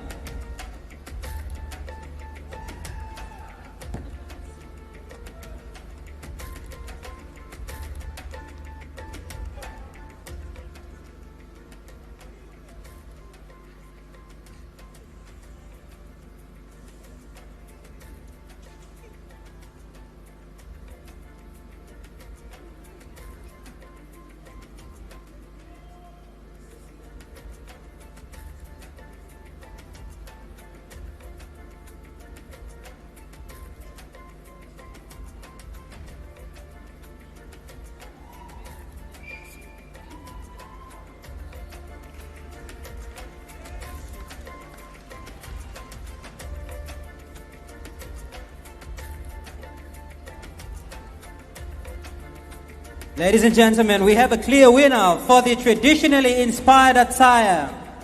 The winner will receive a cash prize of $1,000.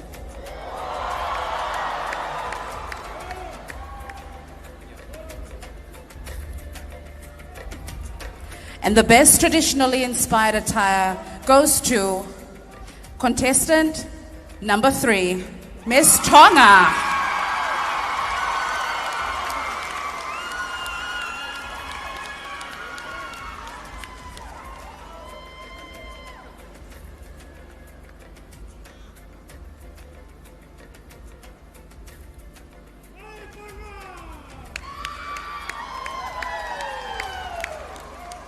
Another round of applause for Miss Tonga.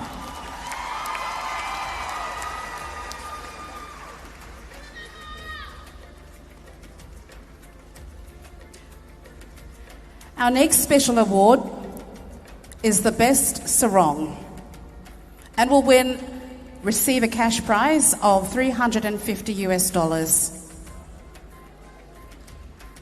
And the best sarong goes to contestant number 6, Papua New Guinea.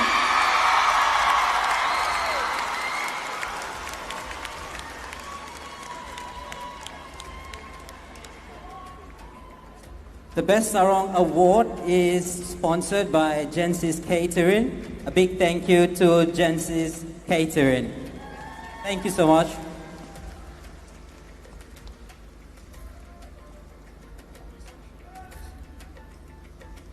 And now for our other special awards, the People's Choice Award. And this was voted by the public at large via the official Miss Pacific Islands Pageant Facebook page.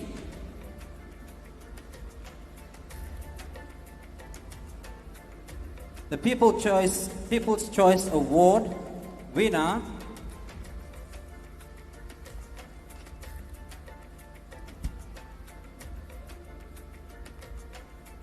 is contestant number 3, Miss Tonga.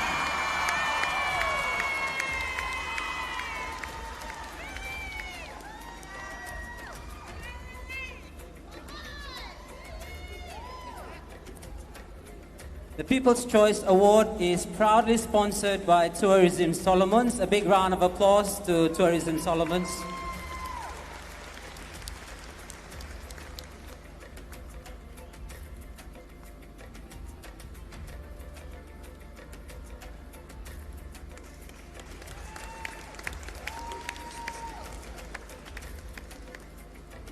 And we move on to Miss Personality.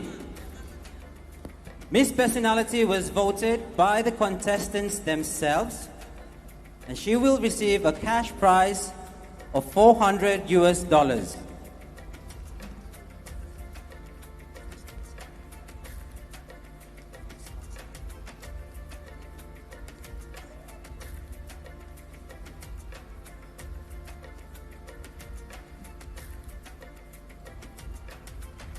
Miss Personality Award goes to contestant number 4, Miss American Samoa.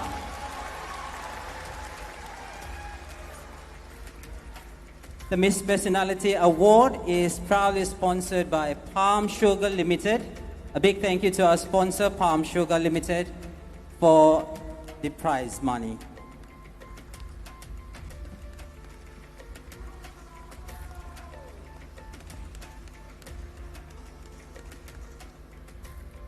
We have the next award, Miss Photogenic Award.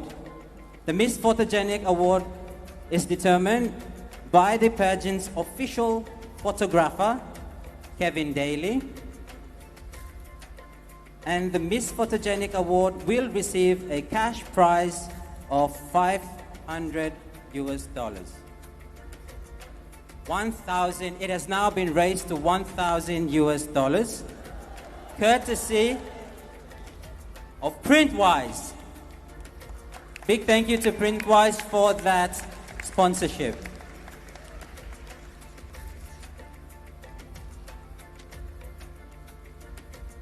Miss Photogenic Award goes to contestant number 2, Miss Samoa.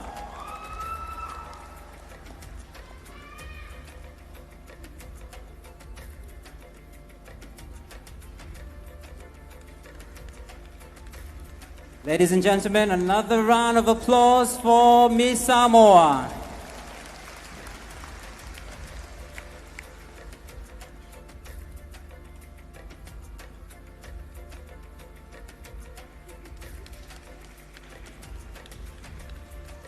The next special award is the National Tourism Award, and this is decided by the host country pageant organizing committee based on the contestant who is most courteous, prompt to pageant activities, considerate of others, and is the best all-rounder in the eyes of the committee. She will receive a cash prize of $500,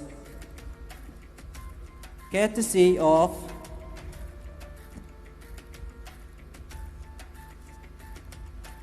Tourism Solomons.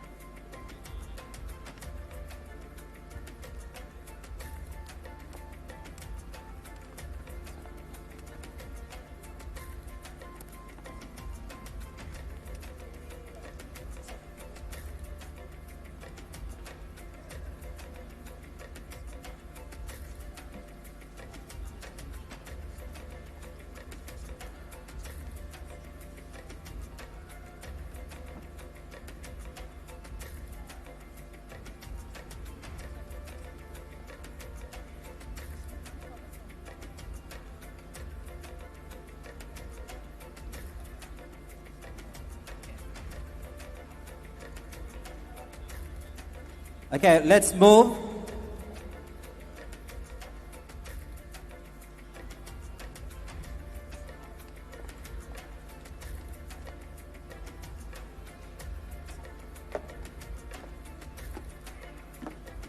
And now to the main pageant awards.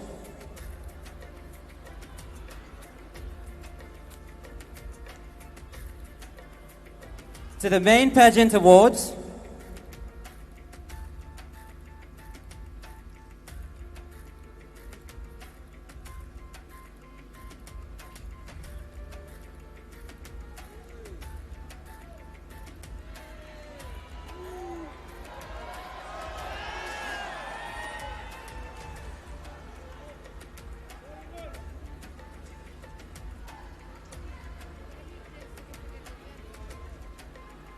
Apologies. For the main pageant awards, Best Talent will receive a cash prize of 500 US dollars. The talent category goes to contestant number 4, Miss American Samoa.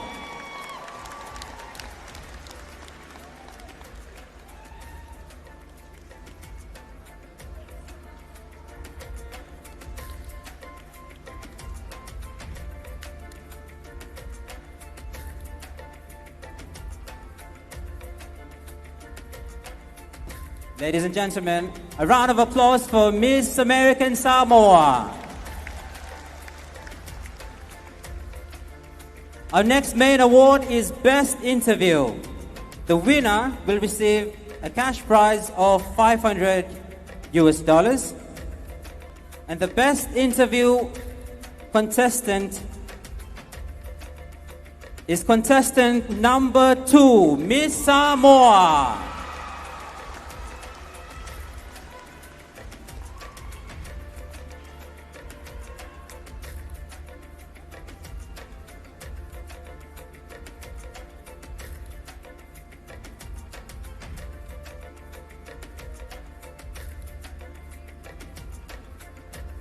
And now to our top 5, beginning with the 4th runner-up.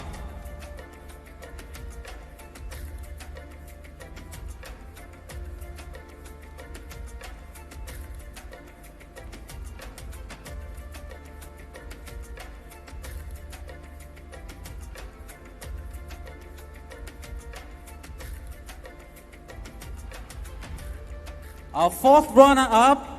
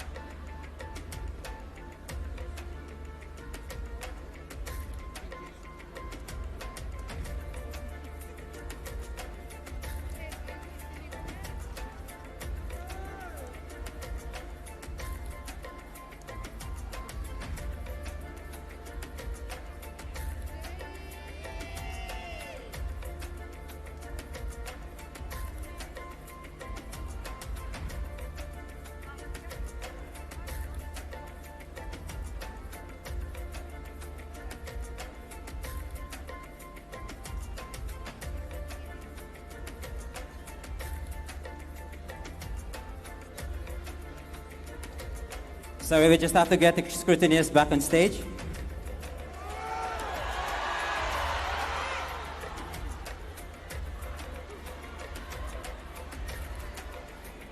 Can we have the scrutineers?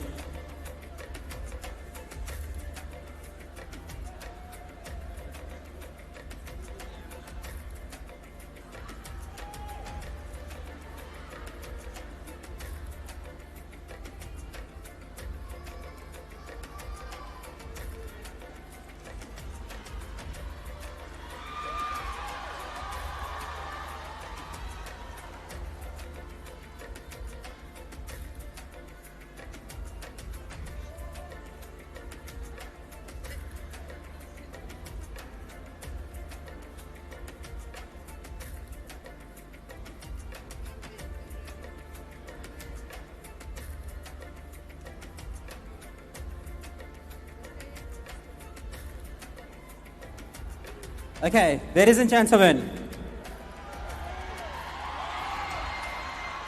the fourth runner-up is contestant number 8, Miss Cook Islands.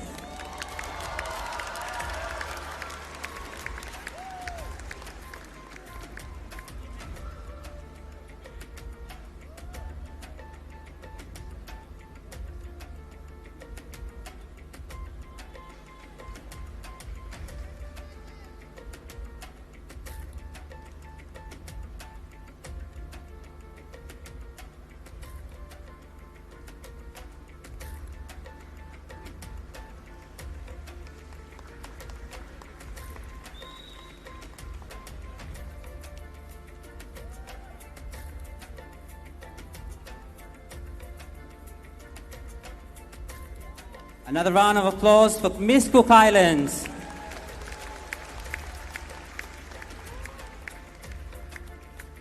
The third runner-up will receive a cash prize of $1,500. The third runner-up is contestant number 1.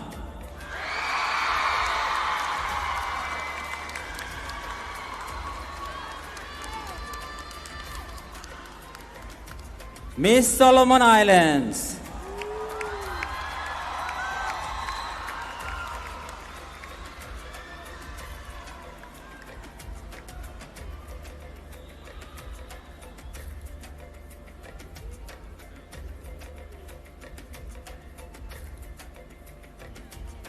Another round of applause for Miss Solomon Islands.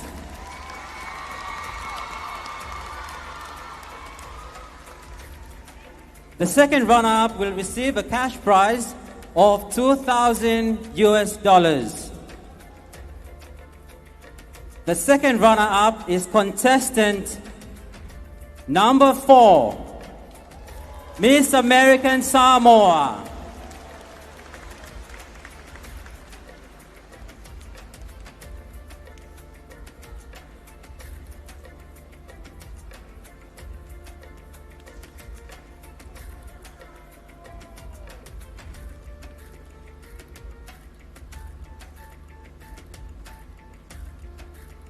Another round of applause for Miss American Samoa.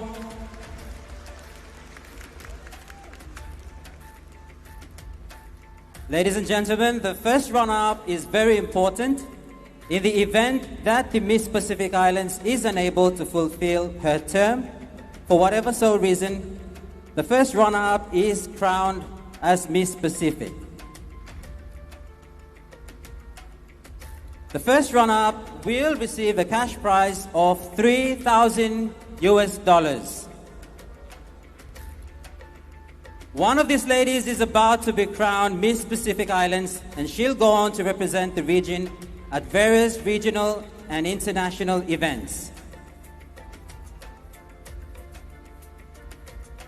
Our new Miss Pacific Islands will receive a cash prize of $5,000. Ladies and gentlemen,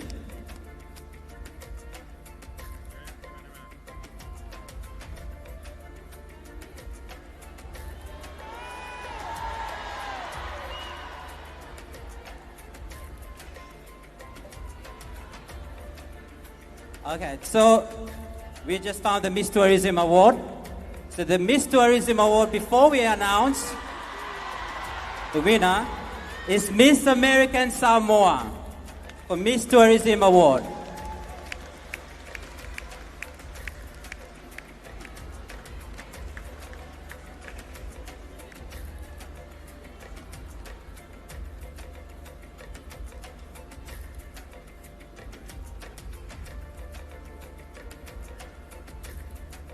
So we have 2 final contestants. Our new Miss Pacific Islands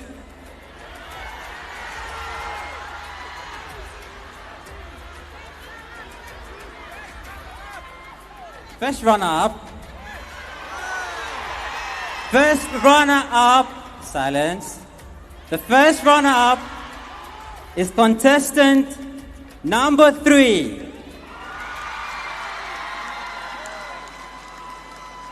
Miss Tonga.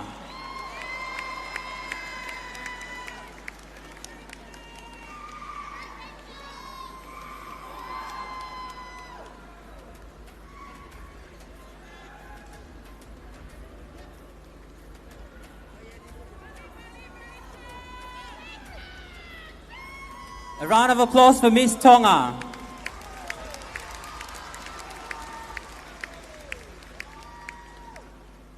And finally, ladies and gentlemen, our new Miss Pacific Islands is Miss Samoa, contestant number 2.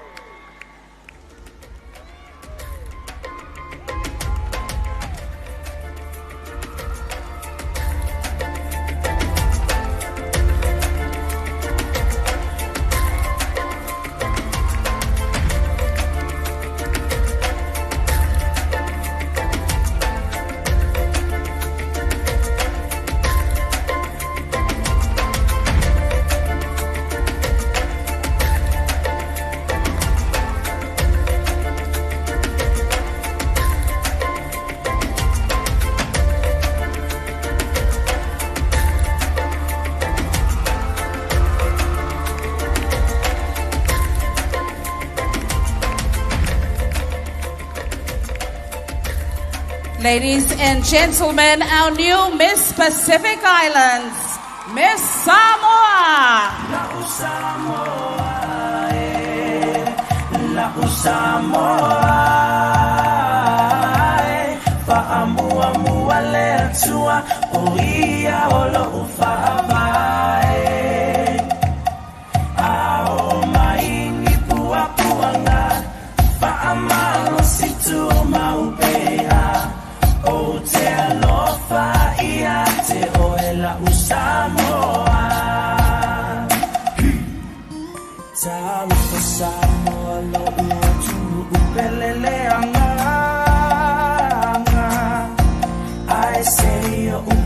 Pese atu mafamatala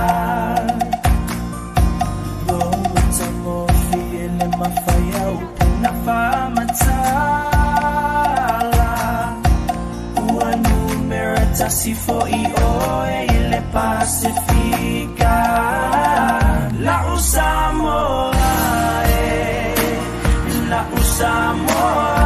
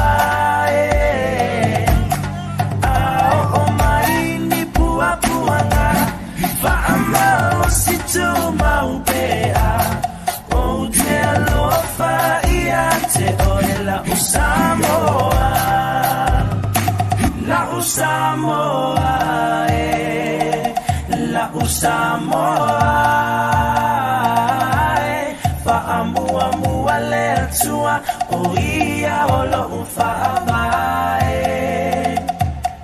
a o mai ni pua puanga fa'amalo situ maupea o te alofa ia te oela usamoa Talu Samoa lo uotu upelele anga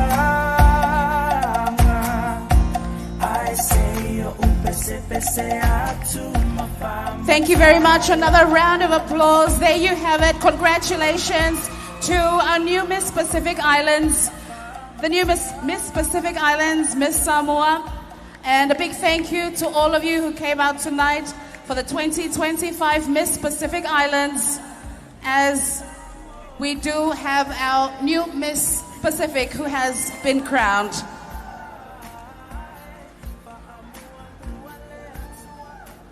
Congratulations to all of the 8 beautiful contestants who have been serving this week. I understand they've had a really tight schedule this week, but they have all made their countries proud. Once again, ladies and gentlemen, please put your hands together for the 8 contestants of the Miss Pacific Islands 2025.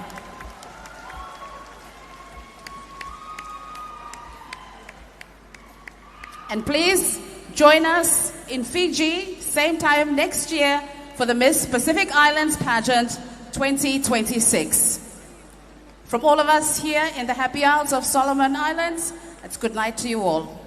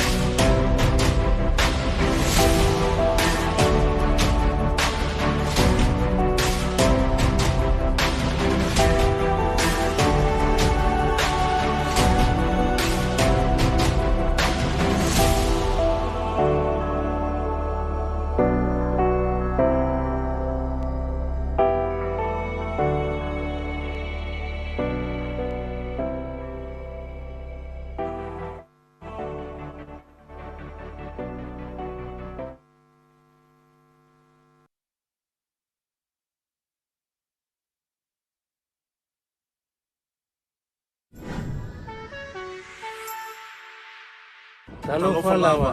You're watching TV9.